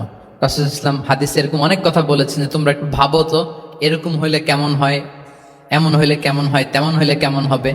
এই কথাগুলো যখন বলতেন সাহাবারা ভাবনার জগতে হারিয়ে যেত, ভাবতেন, কল্পনার রাজ্যে হারিয়ে যেতেন, ওনাদের মস্তিষ্কের ব্যায়াম হতো, ইমাজিনেশনের যে পাওয়ার এটা ডেভেলপ করতো, এমনটা পাওয়া যায়। রাসূল সাল্লাল্লাহু আলাইহি ওয়াসাল্লাম একবার বললেন আরাআইতুম লাউ আন্না নাহরান বিবাবি আহাদিকুম ইয়াগতাসিলু মিনহু কুল্লা ইয়াউমিন 5 মাররাতিন হাল ইয়াবকা মিন দারানিহি শাই। আচ্ছা বলো তো, তোমরা একটু ভাবো তো, কল্পনার রাজ্যে হারিয়ে যাও, ভেবে দেখো তো, ধরো যে তোমার বাড়ির সামনে একটা ঝর্ণা ধারা আছে বা একটা চমৎকার লেক আছে যেখানে স্বচ্ছ স্ফটিক পানি, তুমি যদি প্রতিদিন ওই ঝর্ণায় যে বা ওই লেকে নেমে 5 বার গোসল করো, তোমার গায়ে কোনো ময়লা থাকবে? আর সাহাবারা কল্পনা করে বলে না, মনে মনে ভাবতেছে যে গোসল করতেছে, 5 বার গোসল করার পরে আর আমার গায়ে দুর্গন্ধ, ঘামের গন্ধ থাকবে কি করে? না, কোনো ময়লা থাকবে না। সাহাবারা বলল লা ইয়া রাসূলুল্লাহ লা ইয়াবকা মিন দারানিহি শাই। রাসূলুল্লাহ সাল্লাল্লাহু আলাইহি ওয়াসাল্লাম তখন বলেন ফাকাযালিকা মাসালুস সালাওয়াতিল খামস, এটা হচ্ছে 5 ওয়াক্ত সালাতের দৃষ্টান্তের মতো, ইয়ামহুল্লাহু বিহিন্নাল খাতায়া, কারো ঘরের সামনে যদি একটা স্বচ্ছ লেক থাকে, পানির ফোয়ারা, সে যদি 5 বার গোসল করে তার গায়ে যেমনি কোনো দুর্গন্ধ, ময়লা, আবর্জনা কিছু থাকে না, কেউ যখন 5 ওয়াক্ত সালাত আদায় করে তখন এই সালাতও তার সব গুনাহগুলোকে ধুয়ে মুছে এরকম পাক পবিত্র সাফ করে দেয়। সুবহানাল্লাহ। বুঝে গেলেন যে সালাওয়াতুল খামস কিভাবে আমাদের পাপ মুছে ক্লিনজিং করে, এটা সাহাবারা ইজিলি বুঝে গেলেন। তাহলে ভেবে দেখো তো, চিন্তা করো তো, এটা বলে বেসিকলি দ্য পাওয়ার অফ ইমাজিনেশনকে রাসূল সাল্লাল্লাহু আলাইহি ওয়াসাল্লাম ইনহ্যান্স করার চেষ্টা করলেন। এভাবেও সাহাবাদেরকে তিনি মাঝে মাঝে বুঝাতেন। রাসূল সাল্লাল্লাহু আলাইহি ওয়াসাল্লাম মাঝে মাঝে দেখা যায় যে সহজ করে বুঝাতে যে রূপক অর্থবোধক শব্দের প্রয়োগ করতেন, মাজাজ বা ইস্তেআরা। তো মাজাজ বা ইস্তেআরা মানে হচ্ছে মেটাফোর, কোন জিনিসকে আরো সহজ করে বোধগম্যময় করতে রাসূল সাল্লাল্লাহু আলাইহি ওয়াসাল্লাম এই মেটাফোরকে ইউজ করতেন। যেমন রাসূল সাল্লাল্লাহু আলাইহি ওয়াসাল্লাম নারীদের প্রতি সদয় হওয়ার জন্য পুরুষদেরকে তিনি বলেছেন রিফকান বিল কাওয়ারির, অর্থাৎ কাঁচগুলোর সাথে ভালো আচরণ করো, মানে কাঁচগুলোকে দেখে রেখো। কাচের পাত্র দিয়ে তিনি নারীদেরকে, স্ত্রীদেরকে বুঝিয়েছেন রিফকান বিল কাওয়ারির। আচ্ছা বলেন তো, কাচের গ্লাস, প্লেট, তৈজসপত্র এক বাড়ি থেকে যদি আরেক বাড়িতে, লেটসে আপনি বাসা শিফট করবেন, আপনার কাছে অনেক কাচের তৈরি গ্লাস, প্লেট, তৈজসপত্র আছে। চট্টগ্রামের এই থানা থেকে ওই থানায় আপনি বাসা চেঞ্জ করবেন, এগুলো নেওয়ার সময় আপনারা কি করেন বলেন? র্যাপিং করে, এক্সট্রা প্রিকশন নিয়ে খুব সাবধানে এটাকে ধরতে হয়, রাখতে হয়, সেট করতে হয়, নামাতে হয়, ঠিক কিনা বলেন? এটা বোঝাতে যে নারীদের সাথে কোমল আচরণ করো, সদয় আচরণ করো, এটা বোঝাতে যে রাসূল সাল্লাল্লাহু আলাইহি ওয়াসাল্লাম বলেছেন রিফকান বিল কাওয়ারির। একবার স্ত্রীরা, আমাদের আম্মা জানেরা রাসূল সাল্লাল্লাহু আলাইহি ওয়াসাল্লামের সাথে সফরে যাচ্ছেন, খুব সম্ভবত হজের সফরে। তো ওনারা যখন পালকিতে চড়বেন, ওখান থেকে হাওদাজে উঠাবেন, খুব দ্রুত তাড়াহুড়ো করে কিছু লোকজন ওই পালকি উঠাচ্ছিল। তখন রাসূল সাল্লাল্লাহু আলাইহি ওয়াসাল্লাম বললেন, ওয়াই হাক ইয়া আনজাসা সাউকাকা রিফকান বিল কাওয়ারির, খুব সাবধানে নিয়ে যাও, কাজগুলোকে একটু দেখে শুনে নাও, কাচের বোতলগুলো, গ্লাসগুলো দেখে শুনে নাও, মানে স্ত্রীদেরকে একটু দেখে শুনে যত্নের সাথে নিয়ে নাও। তাহলে নারীদেরকে কিসের সাথে তুলনা করেছেন? কাচের গ্লাস, কাচের তৈজসপত্র, কাচের সামগ্রী, যাতে বুঝতে সুবিধা হয়। কাচের গ্লাস তোমরা যেমনে ধরো, রাখো, ডিল করো, নারীদের সাথেও এভাবে কি কোমল আচরণ করতে হবে। আচ্ছা, আমি শুরুতেই বলেছিলাম যে রাসূল সাল্লাল্লাহু আলাইহি ওয়াসাল্লামের সাহাবীদেরকে কিছু শেখানো পদ্ধতিটা মেইনলি কি ছিল? কি বেসড? কারো মনে আছে? QnA based, right? এই তো মাশাআল্লাহ, কিউএনএ মানে প্রশ্নোত্তরমূলক। সাহাবারা প্রশ্ন করতো, রাসূল সাল্লাল্লাহু আলাইহি ওয়াসাল্লাম উত্তর দিতেন। কারণ কোরআনেও আমাদেরকে উৎসাহিত করা হয়েছে, ফাসআলু আহলা যিকরি ইন কুনতুম লা তা'লামুন, যদি না জানো তাহলে আহলু যিকির বা আহলুল ইলমকে জিজ্ঞেস করে জেনে নাও। এবং রাসূল সাল্লাল্লাহু আলাইহি ওয়াসাল্লাম বলেছেন, ফা ইন্নামা শিফাউল আইয়ি আস-সুআলু, অজ্ঞতার চিকিৎসা হচ্ছে প্রশ্ন করা। আপনি জানেন না তো আপনার কাজ কি করবেন? প্রশ্ন করবেন। আপনার টিচারকে প্রশ্ন করবেন, আপনার শায়েখকে কোশ্চেন করবেন, রিসার্চারকে আপনি বারবার কোশ্চেন করতে হবে। প্রশ্ন মানে তাকে জর্জরিত করতে, যত কোশ্চেন করবেন তত আপনি শিখতে পারবেন, যত কোশ্চেন করবেন তত আপনি শিখতে পারবেন। রাসূল সাল্লাল্লাহু আলাইহি ওয়াসাল্লাম এই পদ্ধতিটা সবচেয়ে বেশি অবলম্বন করতেন। কিছু নমুনা তো আমরা ইতিমধ্যে দেখেছি। আমরা আরো ভিতরে ঢুকি। রাসূল সাল্লাল্লাহু আলাইহি ওয়াসাল্লাম মাঝে মাঝে সাহাবাদেরকে প্রশ্ন করতেন, drawing attention of the listener by throwing question. প্রশ্ন ছুড়ে দেওয়ার মাধ্যমে ওনাদের মনোযোগ আছে না নাই এটা দেখতেন। এই যে মাঝে মাঝে আমি আপনাদেরকে জিজ্ঞেস করলে দেখা যায় যে আমি বুঝতে পারি যে আপনারা আমার সাথে আছেন না নাই। আপনাদের মনোযোগ আছে তো? আচ্ছা, ঠিক আছে, প্রশ্ন করবো একটু পরে। পুরো আলোচনা শেষে দু একটা প্রশ্ন করব, দেখি কে কতটুকু মনে রাখতে পারলেন। তো রাসূল সাল্লাল্লাহু আলাইহি ওয়াসাল্লাম একবার প্রশ্ন করলেন সাহাবাদেরকে, তাদের অ্যাটেনশন যাতে গ্রো করে। তিনি বললেন যে ইন্না মিনাশ শাজারি শাজারাতান লা ইয়াসকুতু ওয়ারাকুহা মাসালুহা ইন্নাহা মাসালুল মুসলিম হাদিসুনি মা হিয়া। তিনি সাহাবাদেরকে বললেন, সাহাবারা, এক ধরনের গাছ আছে যে গাছের পাতা কখনো ঝরে না। কি কখনো ঝরে না? আচ্ছা, এর দৃষ্টান্ত হচ্ছে মুসলিমের দৃষ্টান্তের মতো। হাদিসুনি মা হিয়া, বলো তো এটা কোন গাছ? যখন বলছে কোন গাছ, সাহাবারা চলে গেছে অনেক দূরে। সহজ হলে তার জিজ্ঞেস করবে না, নিশ্চয় আনকমন কোনো গাছ। এবার ভাবতেছে, দেখি তো খাইবারে গেছিলাম, খাইবারের আশেপাশে কি গাছ আছে। ওই যে তাবুকে ঘুরে আসলাম, তাবুকের পথিমধ্যে ক্যাকটাস, গুলমলতা, আরবের কি কি গাছ। ঘুরতে ঘুরতে সবাই দেখে যে না, ওগুলোর তো পাতা ঝরে। খুঁজতে খুঁজতে সারা দুনিয়া খুঁজে ফেলতেছে সাহাবারা, কিন্তু ওনাদের নিজেদের জাতীয় গাছ, যেটা ঘরের পিছনে যে গাছের সারি সারি, যে গাছের ফল খেয়ে ওনারা জীবন ধারণ করেন, যেটা ওনাদের সমাজ, রীতি, ঐতিহ্য, ট্র্যাডিশনের সাথে জড়িত, ওই গাছের নামে ভুলে গেছে, ওইটা মনে করতে পারতেছে। সবাই দূরে চলে গেছে। হাদিসে এসেছে ফাওয়াকা আন্নাসু ফি শাজারিল বাওয়াদি, দূর দূরান্তের গাছ নিয়ে ভাবতেছে, ভেবে ভেবে হয়রান, কেউ বলতে পারে না। তখন বাধ্য হয়ে রাসূল সাল্লাল্লাহু আলাইহি ওয়াসাল্লামকে বলল, ইয়া রাসূলুল্লাহ, আপনি একটু আমাদেরকে বলে দেন যে ইয়া রাসূলুল্লাহ হাদিসনা মা হিয়া, এটা কোন গাছ? তখন রাসূল সাল্লাল্লাহু আলাইহি ওয়াসাল্লাম বললেন, ইন্নাহা নাখলা, খেজুর গাছ। খেজুর গাছের পাতা পড়ে না, ডাল টেনেও ছিঁড়া যায় না, খুব কষ্ট। তো এটার দৃষ্টান্ত মুসলিমের দৃষ্টান্তের ন্যায়। তাহলে কোনো সাহাবারা পারলেন না। পরবর্তীতে হাদিসের যিনি বর্ণনাকারী আব্দুল্লাহ ইবনে ওমর তখন ছোট ছিলেন। বাড়িতে যাওয়ার পথে ওমর রাদিয়াল্লাহু তাআলা আনহুকে বলতেছেন যে, বাবা, আব্বা, এটা যে খেজুর গাছ আমার কিন্তু মাথায় আসছিল। তোমার ফারুক বলেন, বলো কি, তোমার মাথায় আসছিল, তুমি বললে না কেন? উনি বলে নাই কারণ সিনিয়র সাহাবারা পারতেছে না, বাপ চাচারা কেউ পারে না, আমি ছোট মানুষ বইলে আবার কোন বিপদে পড়ি, বিনয়ী মানুষ, উনি আর বলেন নাই, লাজুকতাও কাজ করতেছিল। তোমার ফারুক বললেন, যদি আজকে তুমি এটার উত্তর নবীর সামনে দিতে পারতা, আমার বুকটা এত বড় হয়ে যেত নবীর সামনে।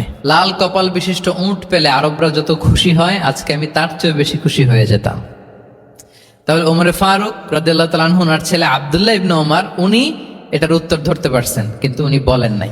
তাহলে দেখেন, রাসূলুল্লাহ সাল্লাল্লাহু আলাইহি ওয়াসাল্লাম এরকম কোশ্চেন করতেন, কোশ্চেন করে তারপরে উত্তরটা বলতেন, এতে আর মানুষ ভুলে না।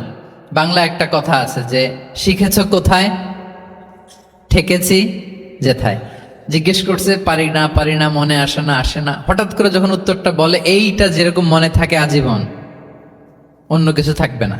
একটু যদি ঠেকে পারতেছি না, বুঝতেছি না, এরপর যখন বুঝায় দেওয়া হয়, ভালো করে শিখে নেই, এইটা আজীবন মনে থাকে ব্রেইনে। এই পদ্ধতিটা রাসূলুল্লাহ সাল্লাল্লাহু আলাইহি ওয়াসাল্লাম অবলম্বন করতেন। প্রশ্ন করে অপারক করে দিতেন, কেউ পারে না, এরপর রাসূলুল্লাহ সাল্লাল্লাহু আলাইহি ওয়াসাল্লাম বুঝিয়ে বলতেন, সবার একেবারে ব্রেইনের মধ্যে, মস্তিষ্কে এটা গেঁথে যেত। তাহলে প্রশ্ন ছুটতেন। আচ্ছা, এরকম অনেক হাদিস আপনারা পাবেন, রাসূলুল্লাহ সাল্লাল্লাহু আলাইহি ওয়াসাল্লাম প্রশ্ন করে তারপরে উত্তর দিয়েছেন। আতাদরুনা মাল গায়বা, তোমরা কি জানো গীবত কি? সাহাবারা বলে, আল্লাহ রাসূল ভালো জানেন। যিকরাকা আখাকা বিমা ইয়াকরা, বলে দিলেন। আতাদরুনা মানিল মুফলিস, তোমরা কি জানো মুফলিস কে? এইভাবে প্রশ্ন করতে করতে সাহাবাদেরকে শিখাতেন। আচ্ছা, আল্লাহ রাসূল সাল্লাল্লাহু আলাইহি ওয়াসাল্লামের আরেকটা অভ্যাস ছিল, প্রশ্নের পিঠে প্রশ্ন ছুড়ে দেওয়া। মানে কোন সাহাবী যদি প্রশ্ন করত, রাসূল সাল্লাল্লাহু আলাইহি ওয়াসাল্লাম তো উত্তর দিয়ে জানিয়ে দিতেন। মাঝে মাঝে জানিয়ে না দিয়ে প্রশ্নের পিঠে আবার উনি কি করতেন? প্রশ্ন ছুড়ে দিতেন। এটাও পাওয়া যায়। আচ্ছা, এক সাহাবী এসে বলল, ইয়া রাসূলুল্লাহ, মাতা সাআ, হে নবী, কিয়ামত কখন হবে? রাসূল সাল্লাল্লাহু আলাইহি ওয়াসাল্লাম কখন হবে উত্তর না দিয়ে প্রশ্ন করলেন, ওয়া মাযা আ'দাততা লাহা, কিয়ামতের তোমার কি প্রিপারেশন, আগে ওইটা বলো। কিয়ামত কবে হবে জানার জন্য এত ব্যতিব্যস্ত, আগে বলো হোয়াটস ইউর প্রিপারেশন ফর কিয়ামা, তোমার কি প্রস্তুতি? তাইলে আরেকটা প্রশ্ন। প্রশ্নের বিপরীতে উনি উত্তর না দিয়ে উনি আবার কি করলেন? সবাই বলুন তো, উনি আবার কি করলেন? উনি নিজে আবার প্রশ্ন করলেন। তুমি জিজ্ঞেস করলে কিয়ামত কবে, তুমি বলো কিয়ামতের প্রিপারেশন কি নিছো বলো। তো সে বলে যে, লা শাই ইয়া রাসূলুল্লাহ, আমার কোনো প্রিপারেশন নাই, ইল্লা আন্নী উহিব্বুল্লাহ ওয়া রাসূলা, শুধু একটা জিনিসই আছে যে আমি আল্লাহ এবং আল্লাহর রাসূলকে ভালোবাসি। রাসূল সাল্লাল্লাহু আলাইহি ওয়াসাল্লাম বললেন, আনতা মা'a মান আহবাবতা, তুমি যাদেরকে ভালোবাসো তাদের সাথেই জান্নাতে থাকবে। আল্লাহ আল্লাহর রাসূলকে ভালোবাসো, তাদের সাথে তুমি কই থাকবে? জান্নাতে থাকবে। তাহলে প্রশ্নের পিঠে প্রশ্ন ছুড়ে দেওয়া। এরপর একই প্রশ্নের জবাবে ভিন্ন ভিন্ন জনকে ভিন্ন ভিন্ন উত্তর দিয়েছেন রাসূল সাল্লাল্লাহু আলাইহি ওয়াসাল্লাম। এটাকে এডুকেশনের ভাষায় বলে পার্সোনালাইজেশন। কি বলে? মানে যার যেটা লাগবে। শিক্ষক ভালো বুঝে, কয়েকটা ক্লাস নিলে উনি বুঝে ফেলে যে কার রিসিভিং ক্যাপাসিটি কতদূর, কার কোনটাতে ঘাটতি, কার কোনটাতে সমস্যা। একজন আদর্শ শিক্ষক, একজন চৌকস শিক্ষক, তিনি খুব সহজে এটা ধরে ফেলেন। তো রাসূল সাল্লাল্লাহু আলাইহি ওয়াসাল্লাম, হি was a very good observer, তিনি বুঝে ফেলতেন যে কার কোনটায় ঘাটতি। ফলে একই প্রশ্নের উত্তর উনি এক একজনকে এক একভাবে দিতেন। কেন?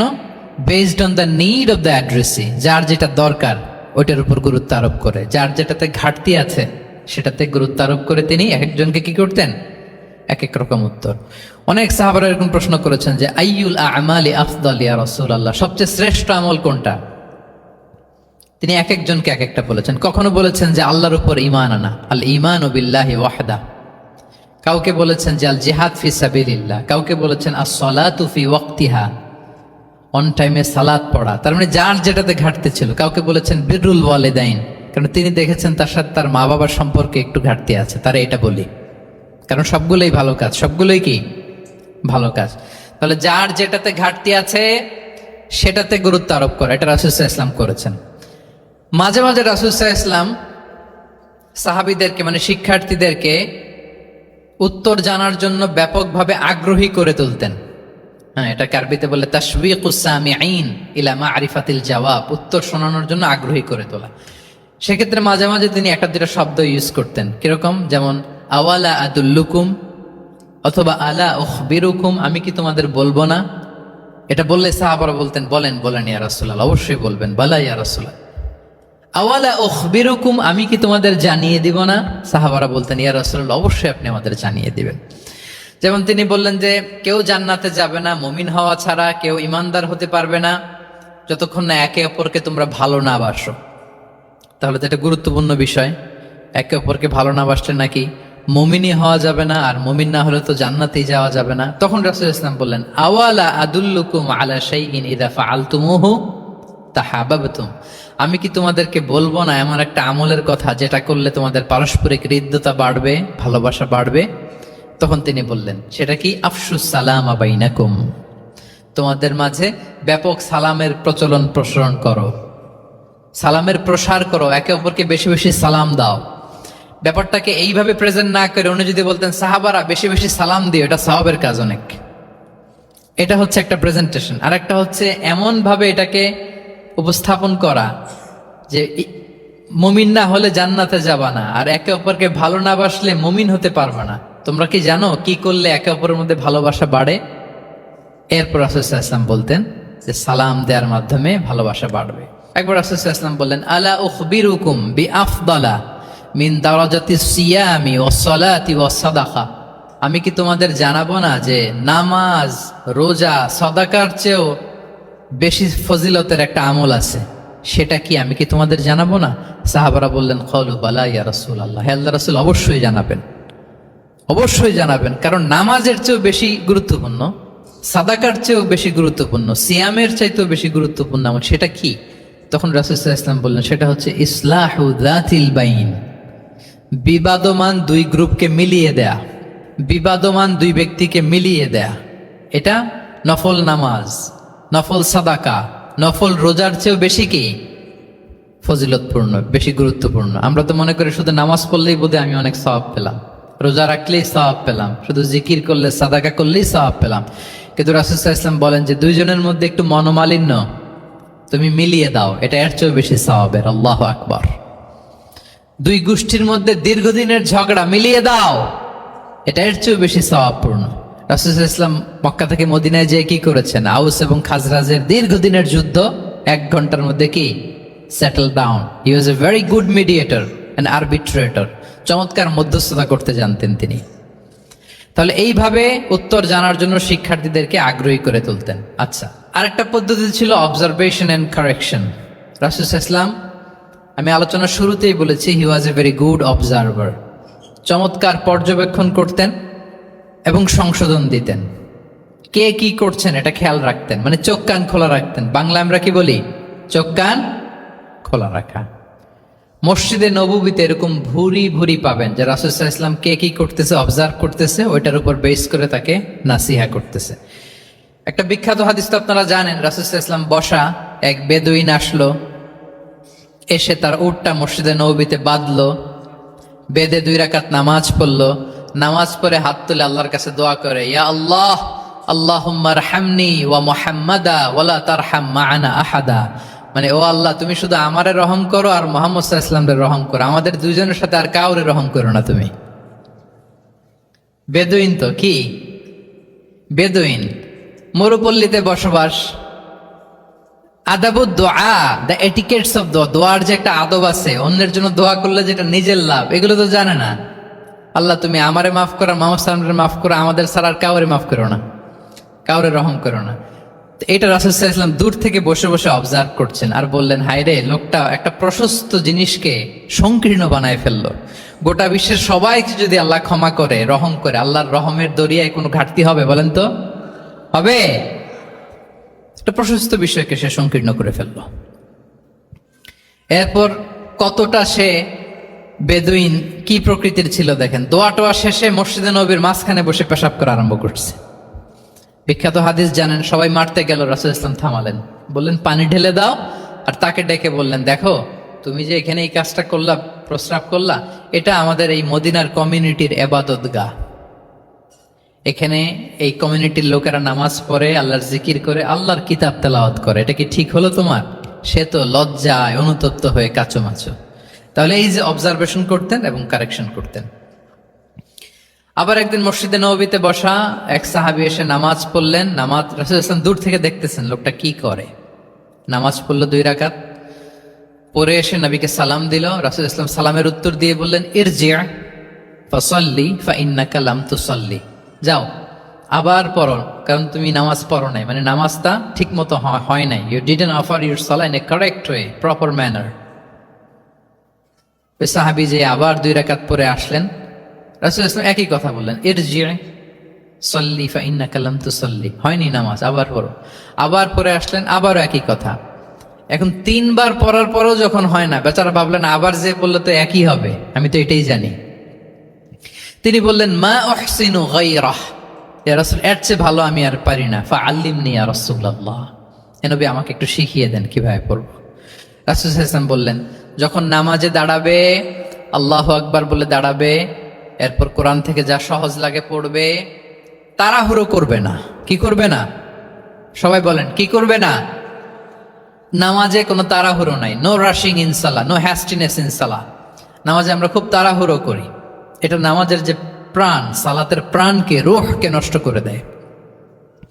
যখন রুকুতে যাবে স্ট্রেইট ফরওয়ার্ড রুকু করবে, হাত্তা তাতমা ইন্না রাকিআন। রাসূল সাল্লাল্লাহু আলাইহি ওয়াসাল্লামের রুকুর পিঠটা ছিল একেবারে স্ট্রেইট, এই টেবিলটা যেরকম স্ট্রেইট এরকম স্ট্রেইট। লাউ সাব্বা আলাইহিল মা লাস্তাকার, পানি ভর্তি একটা বোতল যদি রাসূল সাল্লাল্লাহু আলাইহি ওয়াসাল্লামের রুকু দেয়া পিঠের উপর রাখতো, পানিটাও পড়তো না, বোতলটাও পড়তো না, স্ট্রেইট। এরকম উদাহরণ দিয়ে সাহাবারা বলতেন যে এত স্ট্রেইট রুকুর পিঠ যে পানি ভর্তি গ্লাস রাখলে পানিটাও কাঁপবে না, বোতলটাও পড়বে না। রাসূল সাল্লাল্লাহু আলাইহি ওয়াসাল্লাম বলতেন, সবচেয়ে বড় চোর যারা নামাজে চুরি করে। সাহাবারা বললেন, এটা আবার কিভাবে? তিনি বললেন, লা ইউতিম্মু রুকুআহু ওয়া সুজুদাহ, তারা নামাজের চোর যারা রুকু সেজদা ঠিক মতো করে না। তো বললেন যে রুকু থেকে আবার স্ট্রেট হয়ে দাঁড়াবে, যখন সিজদায় যাবে ইতমিনানের সাথে, উইথ রিল্যাক্সেশন। নামাজের মধ্যে কি থাকবে? রিল্যাক্সেশন থাকবে। যখন বললেন যে এই 1 রাকাত যেমনি তোমাকে শিখালাম, সব নামাজ তুমি এইভাবে পড়বা, উইথ রিল্যাক্সেশন, নো রাশিং, তখন সাহাবী শিখে গেলেন। তাহলে এই যে অবজারভেশন অ্যান্ড কারেকশন, দেখতেন হোয়াটস গোয়িং অন অ্যারাউন্ড, কি হচ্ছে, ভুল হলেই শুধরে দিতেন। হজের দিন উনি ওটের সামনে বসা, পেছনে ফদল ইবনে আব্বাস রাদিয়াল্লাহু তাআলা আনহু, আব্দুল্লাহ ইবনে আব্বাসের ভাই, রাসূল সাল্লাল্লাহু আলাইহি ওয়াসাল্লামের কাজিন, রাসূল সাল্লাল্লাহু আলাইহি ওয়াসাল্লামের কি কাজিন। তো রাসূল সাল্লাল্লাহু আলাইহি ওয়াসাল্লাম বিভিন্ন মাসআলার উত্তর দিচ্ছেন। কি করতেছেন? মাসআলার উত্তর দিচ্ছেন। রাসূল সাল্লাল্লাহু আলাইহি ওয়াসাল্লাম হজ করেছিলেন কয়টা বলেন তো দেখি, কে জানে? হ্যাঁ, মাত্র একটা করছে। ঠিকঠাক আছে তো উত্তর? সবাই বলেন, কয়টা হজ করেছিলেন? হ্যাঁ, আসলে রাসূল সাল্লাল্লাহু আলাইহি ওয়াসাল্লাম কেবলমাত্র জীবনে কয়টা হজ করেছেন? একটা হজ করেছেন, 4টা উমরা করেছেন। আচ্ছা, এবার যেহেতু একটা হজ করেছেন, মানুষের অনেক ভুল হয়ে যাওয়া তো খুব স্বাভাবিক, কি বলেন? স্বাভাবিক না? স্বাভাবিক। ফলে 10 জিলহজ, যেটা ভেরি হ্যাকটিক ডে, একদিনে অনেক কাজ করতে হয়, 5টা কাজ। জামরা স্টোনিং করতে হয়, পাথর মারো, স্লটার করো, প্রাণী জবাই করো, মাথার চুল ফেলে দাও, আবার চলে যায় মক্কায়, ফরজ তাওয়াফ করো, সাই করো, ফিরে আসো। এই যে 5টার সিকোয়েন্স অনেকে রাখতে পারে না, ভুল করে ফেলে।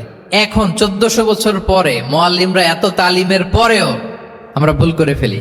তাহলে ওই সময় কি হয়েছিল বলেন? এটা ছিল প্রথম হজ।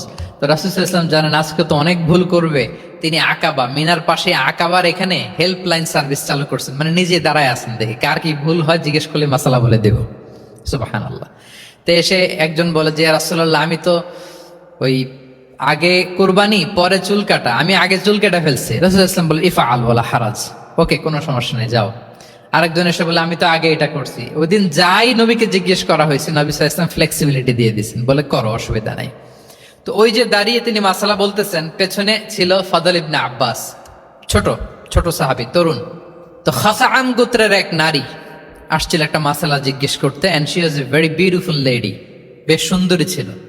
তো এসে রাসূল সাল্লাল্লাহু আলাইহি ওয়াসাল্লামকে যখন প্রশ্ন করতেছে, ফদল ইবনে আব্বাসের নারীর দিকে তাকায় আছে, এবং ওই নারীও ফদল ইবনে আব্বাসের দিকে তাকায় আছে। রাসূল সাল্লাল্লাহু আলাইহি ওয়াসাল্লাম উত্তরও দিচ্ছেন, আবার খেয়াল করতেছেন যে চোখাচোখি হয়ে যাচ্ছে।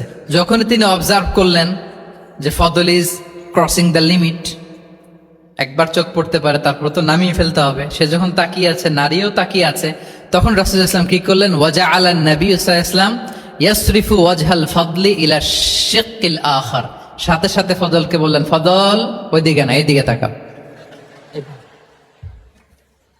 এটা সরাসরি হাদিসের অনুবাদ করে শোনাচ্ছি, আমার পক্ষ থেকে না, আমি বুখারীর হাদিস। ফাজা আলা ইয়াসরিফু ওয়াজহাল ফাদলি, ফদল ইবনে আব্বাসের চেহারাটা রাসূল ইসলাম ঘুরিয়ে ফেললেন যে ফদল ওইদিকে তাকানো যাবে না, এদিকে তাকাও। ফদল রাদিয়াল্লাহু তাআলা আনহু নিজেকে সামলে নিলেন। এই যে this is the point, observation. এটা কি বলে? Observation and correction. রাসূল ইসলাম he was a very good observer. What's going on around, কি চলতেছে সব দিকে চোখ কান খোলা। বাংলায় কি বলে? বাংলায় বললে বুঝবেন ভালো, চোখ কান খোলা রাখতে হবে। তো রাসূল ইসলাম খেয়াল করলেন এবং ওনার চেহারা ঘুরিয়ে দিলেন। এভাবে তিনি কেউ ভুল করলে শুধরে দিতেন। এবং শুধরে দেওয়ার আরেকটা নিয়ম রাসূল সাল্লাল্লাহু আলাইহি ওয়াসাল্লাম, আল্লাহু আকবার, অনেক পয়েন্টস এখানে, যে কিভাবে তিনি অন্যের ভুল শুধরাতেন। কিভাবে ভুল শুধরাতেন? আমরা কিভাবে ভুল শুধরাই? বাংলাদেশের যে টেন্ডেন্সি, কেউ ভুল করলে আর মাইক্রোফোন যদি পাই যে মাহফিলে, এইবার তো পাইছি ওই বেটারে, ও কাফের, ওর দাদা কাফের, ওর 14 গোষ্ঠী কাফের, ও মারা যাওয়ার পরে যেখানে কবর দিবে ওই কবরের উপর যে ঘাস উঠবে, ওই ঘাস যে গরু খাবে, ওই গরুর দুধ যে খাবে ও কাফের। আমি জাস্ট সিনারিওটা আপনাদের সাথে শেয়ার করি যে নিয়ম হচ্ছে কি।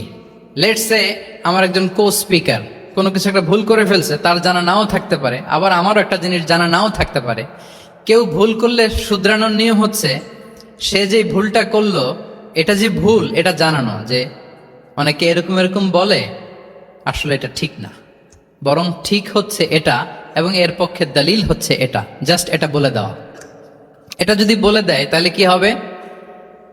যখন ওই যে ভুল করছে সে যখন শুনবে, তার নাম তো আর বলা হয় নাই, সে তো বুঝে যাবে এটা তো আমি ভুলটা করছি, ফলে আমি শুধরে গেলাম, ওই লোক শুধরে যাবে।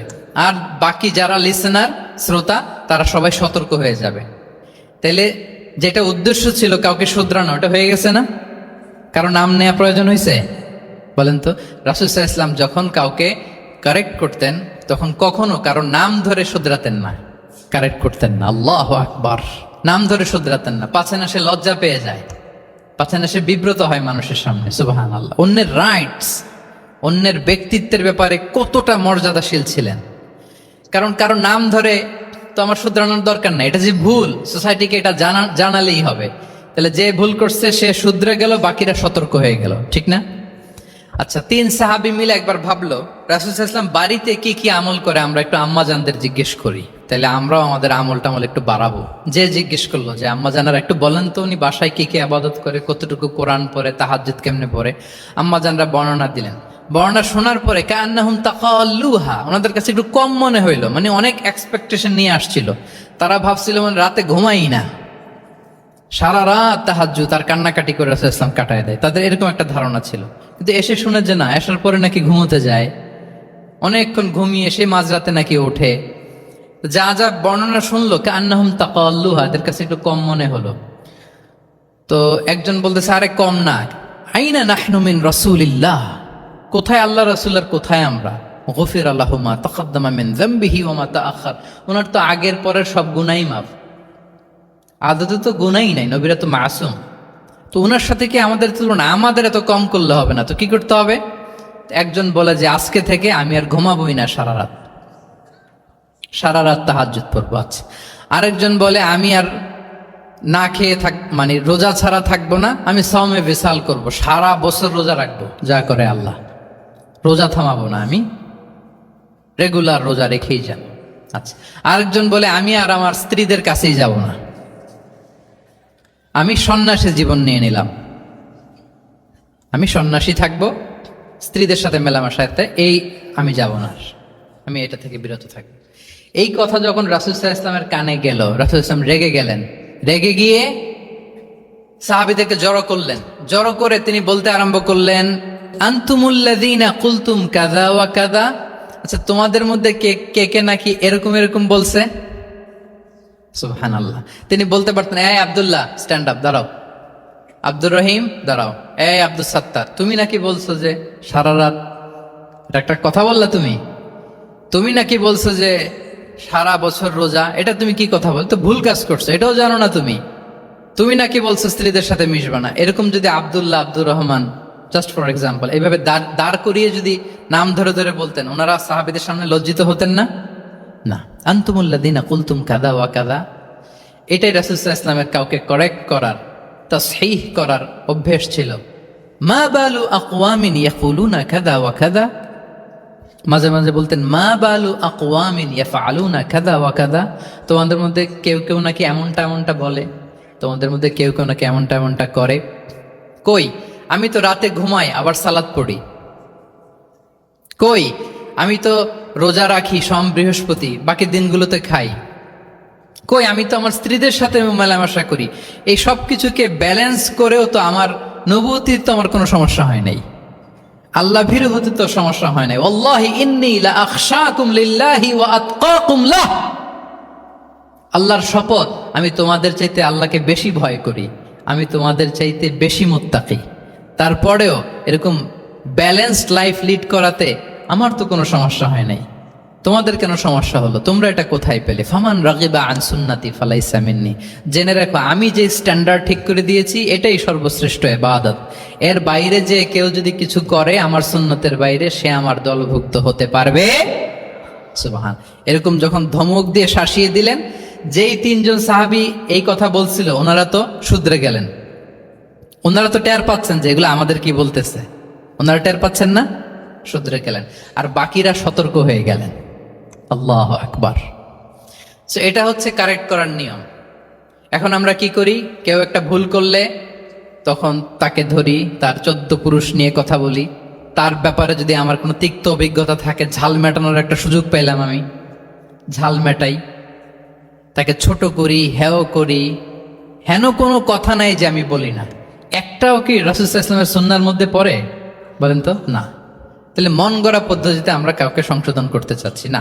আর এইভাবে করলে সংশোধন হবেও না। সে মানবিক কারণেই তার ইগোইস্টিক প্রবলেম চলে আসবে, যে সে আমাকে ছোট করলো, আমার নাম ধরে সে এত মানুষের সামনে অপমান করলো, সে হয়তো শুধরানোর যে রাস্তাটা ছিল ওইটাও বন্ধ হয়ে গেল।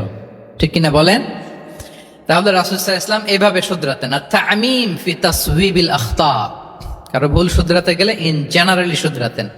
যাদের শুধরানোর তারা শুধরে যেত, বাকিরা সতর্ক হয়ে যেত। আচ্ছা, আরেকটা পদ্ধতি ছিল ক্লিয়ার মিসকনসেপশন। কারো মিসকনসেপশন থাকলে রাসূল সাল্লাল্লাহু আলাইহি ওয়াসাল্লাম এটা ক্লিয়ার করে দিতেন। এক সাহাবী মনে করতেন ভালো জামা পরলে বুঝি অহংকার হয়। তিনি খুব সুন্দর ছিলেন দেখতে, খুব ভালো পোশাক পরতে পছন্দ করতেন। তিনি একবার বললেন, ইয়া রাসূলুল্লাহ, ভালো পোশাক পরলে কি অহংকার হয়? রাসূল সাল্লাল্লাহু আলাইহি ওয়াসাল্লাম বললেন, না। ইয়া রাসূলুল্লাহ, আমি ভালো জুতা পরতে পছন্দ করি, এটা কি অহংকার হয়? না, এটা অহংকার হয় না। আমি মানুষকে খুব খাওয়াতে পছন্দ করি এবং আমি চাই আমার চেয়ে যেন কেউ এটা এই কাজে আগাতে না পারে, আমিই খাওয়াবো, এটা কি অহংকার? রাসূল ইসলাম বললেন, না, এটা অহংকার না। অহংকার হচ্ছে আল কিবরু বাতারুল হাক্কি ওয়া গামতুন নাস, অহংকার হচ্ছে সত্যকে প্রত্যাখ্যান করা আর মানুষকে তুচ্ছ তাচ্ছিল্য করা। সুবহানাল্লাহ। তাহলে এই যে মিসকনসেপশন, সে ভাবছে ভালো পোশাক পরলে এটা অহংকার হয়ে যায়, ভালো জামা পরলে অহংকার হয়ে যায়, এগুলোতে অহংকার হয় না, বরং অহংকার হয় সত্যকে প্রত্যাখ্যান করলে আর মানুষকে তুচ্ছ তাচ্ছিল্য করলে। তাহলে এই যে মিসকনসেপশন ইন দ্য সোসাইটি, এটাকে তিনি ক্লিয়ার করে দিতেন। আচ্ছা, রাসূল সাল্লাল্লাহু আলাইহি ওয়াসাল্লাম প্র্যাকটিক্যালি শেখানোর চেষ্টা করতেন। কি করতেন? প্র্যাকটিক্যালি, যেটাকে প্রায়োগিক শিক্ষা, ব্যবহারিক শিক্ষা। অজু করে দেখাতেন, এইভাবে অজু করতে হয়।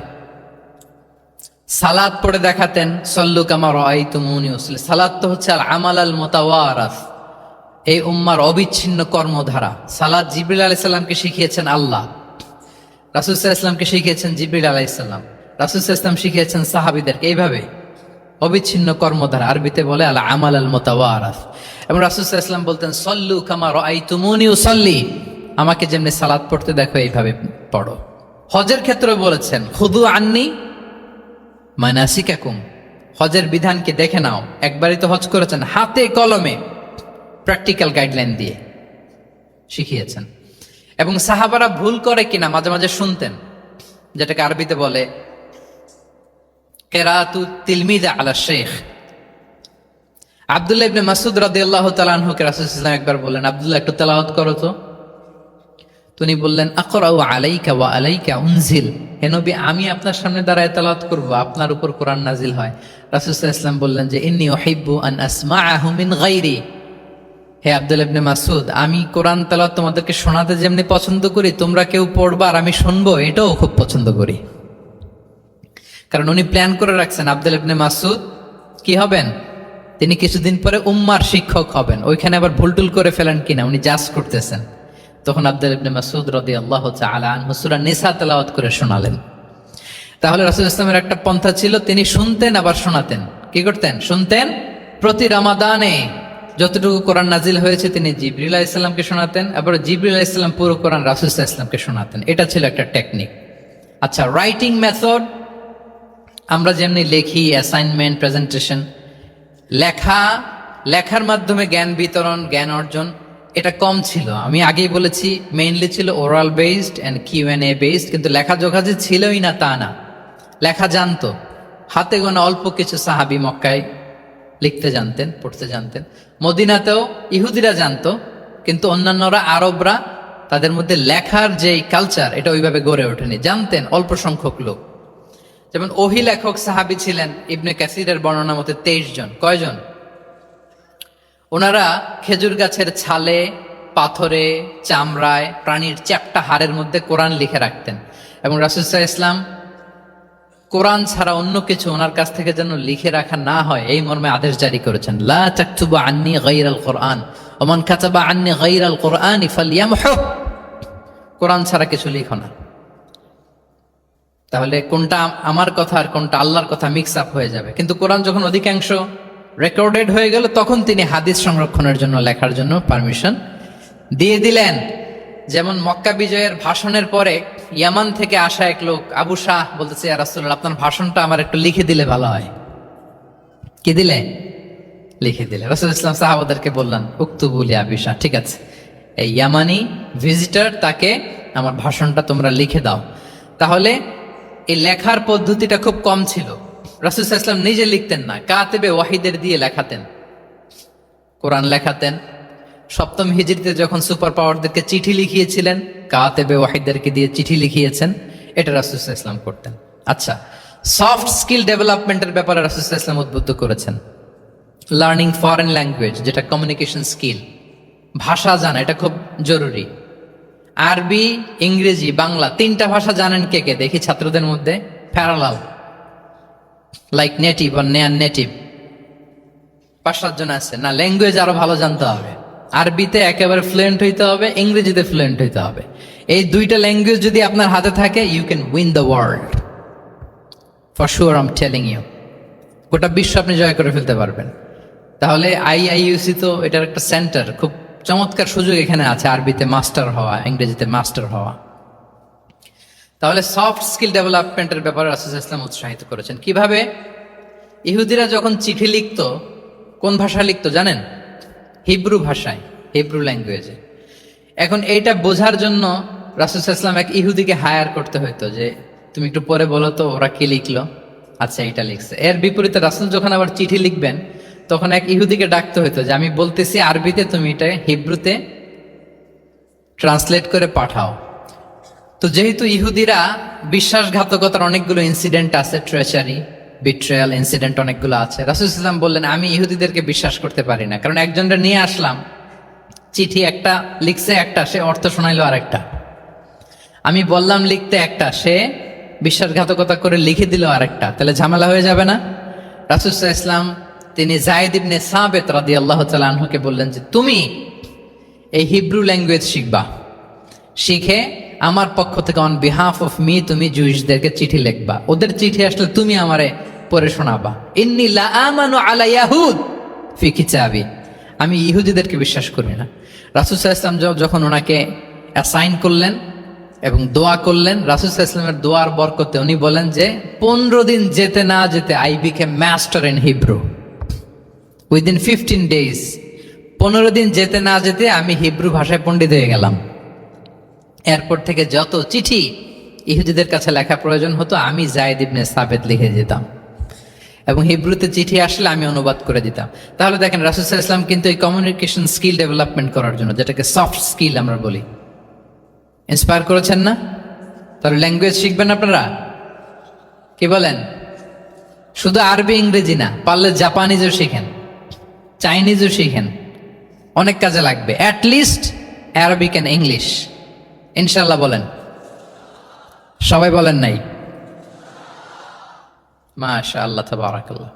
রিজনিং, মারিফাতুল ইল্লাহ, শুধু একটা লিগ্যাল অপিনিয়ন জানিয়ে রাসূল সাল্লাল্লাহু আলাইহি ওয়াসাল্লাম ক্ষান্ত হতেন না। কেন এটা হালাল, কেন হারাম, রিজনিং শিখিয়েছেন তিনি।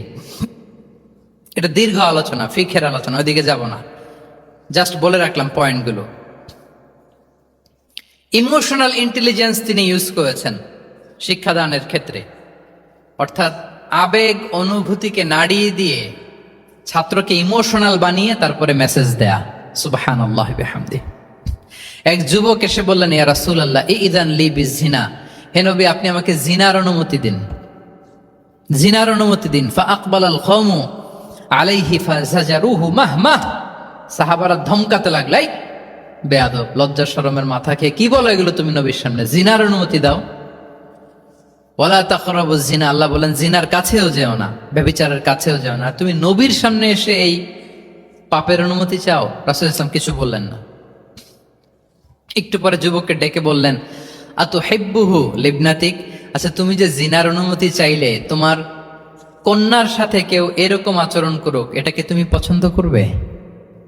সে বলল, লা ইয়া রাসূলুল্লাহ, কেউই পছন্দ করবে না এটা। আচ্ছা, আতুহিব্বুহু লি উম্মিক, তোমার মায়ের সাথে কেউ অপকর্ম করবে, এটা তুমি পছন্দ করবে? লা ইয়া রাসূলুল্লাহ, না। আতুহিব্বুহু লি উখতিক, তোমার বোনের সাথে কেউ এই কাজ করবে, তুমি পছন্দ করবে?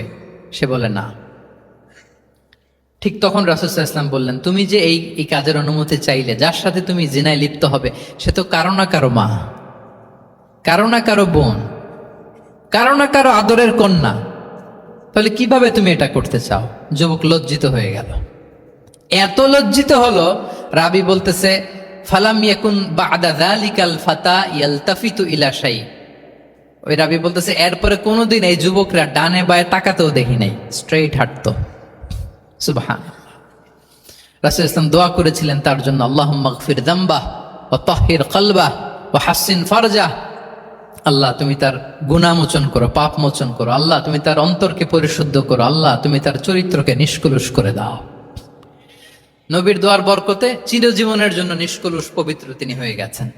তাহলে দেখেন, তাকে অন্যভাবে বুঝাইলে হয়তো কাজ হইতো না, যখন তার নিজের উপর দিয়ে বোঝানো হলো, তোমার বোনের সাথে যদি হয়, তোমার মেয়ের সাথে যদি কেউ এটা করে, তুমি মেনে নিতে পারবা? এটাকে বলে ইমোশনাল ইন্টেলিজেন্সকে কাজে লাগিয়ে মানুষের আবেগ অনুভূতিকে নাড়িয়ে দিয়ে, teaching by touching the heart, teaching by touching the emotions. ওরা ইবনে আবি সালামা তিনি বলেন, একবার রাসূল সাল্লাল্লাহু আলাইহি ওয়াসাল্লামের কোলে বসে, ছোটবেলায় কোলে বসার সৌভাগ্য আমার হয়েছিল, এবং আমাদেরকে খাবার দেয়া হলো, তো তিনি ছোট মানুষ, একবার এদিক থেকে খায় ওদিক থেকে খায়। রাসূল সাল্লাল্লাহু আলাইহি ওয়াসাল্লাম বললেন, ইয়া গোলাম, হে শিশু, সাম্মিল্লাহ, বিসমিল্লাহ বলো, ওকুল বিয়ামিনিক, বা হাতে না ডান হাতে খাও। দেখেন ছোটদেরকে কিভাবে শেখাতেন, তার বিয়া, চাইল্ড তার বিয়া। ওয়াকুল মিম্মা ইয়ালিক, তোমার সামনে যেটা আছে ওইটা খাও, এদিক থেকে ওদিক থেকে, চারদিক থেকে নিও না। রাবি বলেন যে ফামা জালা তিলকা তু'মাতু বা'দু, উনি বলতেছেন এরপর থেকে আজীবন আমার খাওয়ার স্টাইল এটাই হয়ে গেছে। নবীর ওই কথা আমার কানে ঘন্টার মতো বাজে, খাওয়া শুরু করলেই আগে আমি বিসমিল্লাহ বলি, ডান হাত দিয়ে নেই, আর আমার সামনে যেটা আছে ওটা থেকে খাওয়া শুরু করি।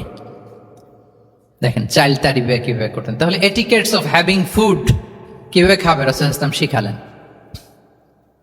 আপনারা জানেন যে হাশিমি খানদান, মানে বনু হাশিমদের জন্য জাকাতের সম্পদ খাওয়া, রাসূল সাল্লাল্লাহু আলাইহি ওয়াসাল্লামের বংশের জন্য জাকাতের সম্পদ খাওয়া হারাম। তো একবার জাকাতের সাদাকার খেজুর ছিল স্তূপ করা, রাসূল সাল্লাল্লাহু আলাইহি ওয়াসাল্লামের নাতি হাসান রাদিয়াল্লাহু তাআলা আনহু, ছোট্ট মানুষ, এসেই ওই খেজুর নিয়ে খেতে আরম্ভ করল। দূর থেকে রাসূল সাল্লাল্লাহু আলাইহি ওয়াসাল্লাম দেখে বললেন, কেখ কেখ এরমি বিহা। কেখ কেখ মানে আমরা বাংলা যেটাকে ওয়াক্থু, ওয়াক্থু মানে থু মেরে ফেলে দাও। এটা বলে তিনি হাসান রাদিয়াল্লাহু তাআলা আনহুর মুখ থেকে খেজুরটা বের করলেন আর বললেন, আলা তা'লাম আন্না লা নাকুলু সাদাকা, মানে নানা ভাই, আদরের নানা ভাই, তুমি কি জানো না আমরা সাদাকার সম্পদ খেতে পারি না, তাড়াতাড়ি ফেলে দাও। মুখ থেকে টেনে যে খেজুরটা নিয়েছিলেন হাসান রাদিয়াল্লাহু তাআলা আনহু, সেটাকে রাসূল সাল্লাল্লাহু আলাইহি ওয়াসাল্লাম বের করে দিলেন। তাহলে এখানে কনসেপ্ট অফ হালাল এন্ড হারাম ছোটবেলা থেকেই নানা ভাইকে উনি ক্লিয়ার করে দিচ্ছেন। আব্দুল্লাহ ইবনে আব্বাস রাদিয়াল্লাহু তাআলা আনহু রাসূল সাল্লাল্লাহু আলাইহি ওয়াসাল্লামের কি ছিলেন সম্পর্কে বলেন, কি ছিল? সবাই বলেন আওয়াজ করে। কাজিন, চাচাতো ভাই। আর একটা সম্পর্ক ছিল রাসূল সাল্লাল্লাহু আলাইহি ওয়াসাল্লাম ওনার আর কি হইতো? খালু মাইমুনা বিনতুল হারিস রাদিয়াল্লাহু তাআলা আনহা, তিনি ছিলেন আব্দুল্লাহ ইবনে আব্বাসের খালা। আর যেহেতু রাসূল ইসলাম বিয়ে করেছিলেন, ফলে রাসূল ইসলাম ওনার সম্পর্কে আরেক সম্পর্কে কি হয়? খালু। তো উনি খুব ছোট ছিলেন, এত ছোট যে রাসূল ইসলাম যখন ইন্তেকাল করেন তখন ওনার বয়স ছিল 13। আব্দুল্লাহ ইবনে আব্বাসের বয়স তখন কত? 13। তো ফলে ছোট মানুষ প্রায় খালার বাসায় রাতে থাকতো এবং রাসূল ইসলামের আশেপাশে ঘুমাতো। একবার রাসূল ইসলাম ওয়াশরুম করতে গেলেন দূরে, এবং রাসূল ইসলামের অভ্যেস ছিল ওয়াশরুম সেরে এসেই অজু করতেন। তো উনি এসে দেখে ওনার অজুর পাত্রে কে যেন পানি রেখে দিচ্ছে। জিজ্ঞেস করলেন কে রেখেছে? বলা হলো যে আব্দুল্লাহ ইবনে আব্বাস রেখেছে। রাসূল ইসলাম এত খুশি হলেন যে এখন যে আমার এটা দরকার, ছোট্ট আব্দুল্লাহ এটা বুঝে ফেললো। উনি ওনাকে জড়িয়ে ধরে একটা দোয়া করলেন, আল্লাহুম্মা আল্লিমহুল কিতাব, আল্লাহুম্মা ফাক্কিহু ফিদ্দীন ওয়া আল্লিমহুত তা'বিল। আল্লাহ, আপনি আব্বাসকে কিতাবের জ্ঞান শিক্ষা দেন। এবং এই দোয়ার বরকতে উনি রাইসুল মুফাসসিরিন হয়েছেন। এই পৃথিবীতে যত মুফাসসির আসবে সব মুফাসসিরদের সম্রাট হচ্ছে আব্দুল্লাহ ইবনে আব্বাস রাদিয়াল্লাহু তাআলা আনহু। আচ্ছা, উনি কি শিখাতেন, কিভাবে শিখাতেন? তাহাজ্জুদের সময় রাসূল ইসলাম নামাজে দাঁড়ালেন, আব্দুল্লাহ ইবনে আব্বাস এসে রাসূল ইসলামের বাম দিকে দাঁড়ালেন। ছোট মানুষ ভাবছে আমিও যাই নামাজ পড়ি। আচ্ছা বলেন তো, যদি দুইজন হয় নামাজে, একজন ইমাম আর একজন মুসল্লি, মুসল্লি ইমামের কোন দিকে দাঁড়াবে? কিন্তু আব্দুল্লাহ ইবনে আব্বাস দাঁড়াইছে কোন দিকে? বাম দিকে, কারণ উনি ব্যাপারটা জানেন না। তখন রাসূল ইসলাম কি করলেন? হাত দিয়ে টেনে পিছন দিয়ে এনে ডান দিকে নিয়ে আসলেন। তাহলে রুলিংস অফ সালাতের সুন্নাহ কি, কিভাবে দাঁড়াতে হবে, এটা তিনি শিখালেন ছোট্ট আব্বাসকে, আব্দুল্লাহ ইবনে আব্বাসকে। এরকম অসংখ্য হাদিস আপনি সিরাতের পরতে পরতে, হাদিসের পরতে পরতে পাবেন, যে বাচ্চাদেরকে, শুধু যে যুবকদেরকে, তরুণদেরকে রাসূল সাল্লাল্লাহু আলাইহি ওয়াসাল্লাম শিখিয়েছেন এমনটা না, বরং শিশুদেরকেও শিখিয়েছেন। এইভাবে রাসূল সাল্লাল্লাহু আলাইহি ওয়াসাল্লাম এমন এক শিক্ষা পদ্ধতি আমাদের জন্য উপহার দিয়েছেন, যেটার মধ্য দিয়ে তিনি শ্রেষ্ঠতম প্রজন্ম, the best generation ever on earth, যেটা আমি শুরুতে বলেছি, এবং তার ধারাবাহিকতা এর পরের প্রজন্মকেও শ্রেষ্ঠ প্রজন্ম বলা হয়েছে। এর পরের প্রজন্ম, তিনটা জেনারেশন এই শিক্ষার, এই ওহির জ্ঞানের শিক্ষার ছোঁয়ায় তারা শ্রেষ্ঠ প্রজন্ম হয়েছে রাসূল সাল্লাল্লাহু আলাইহি ওয়াসাল্লামের এই শিক্ষা পদ্ধতির মধ্য দিয়ে। আমরা যদি সামারি করি যে রাসূল সাল্লাল্লাহু আলাইহি ওয়াসাল্লামের শিক্ষা পদ্ধতিটা কেমন ছিল, তাহলে বলতে হবে যে এটা উৎসাহমূলক ছিল, আশাব্যঞ্জক, কনফিডেন্ট বাড়ায়, ইন্সপায়ারিং ছিল। এটা কল্যাণকামিতায় ভরপুর ছিল, ওয়েল উইশিং ছিল।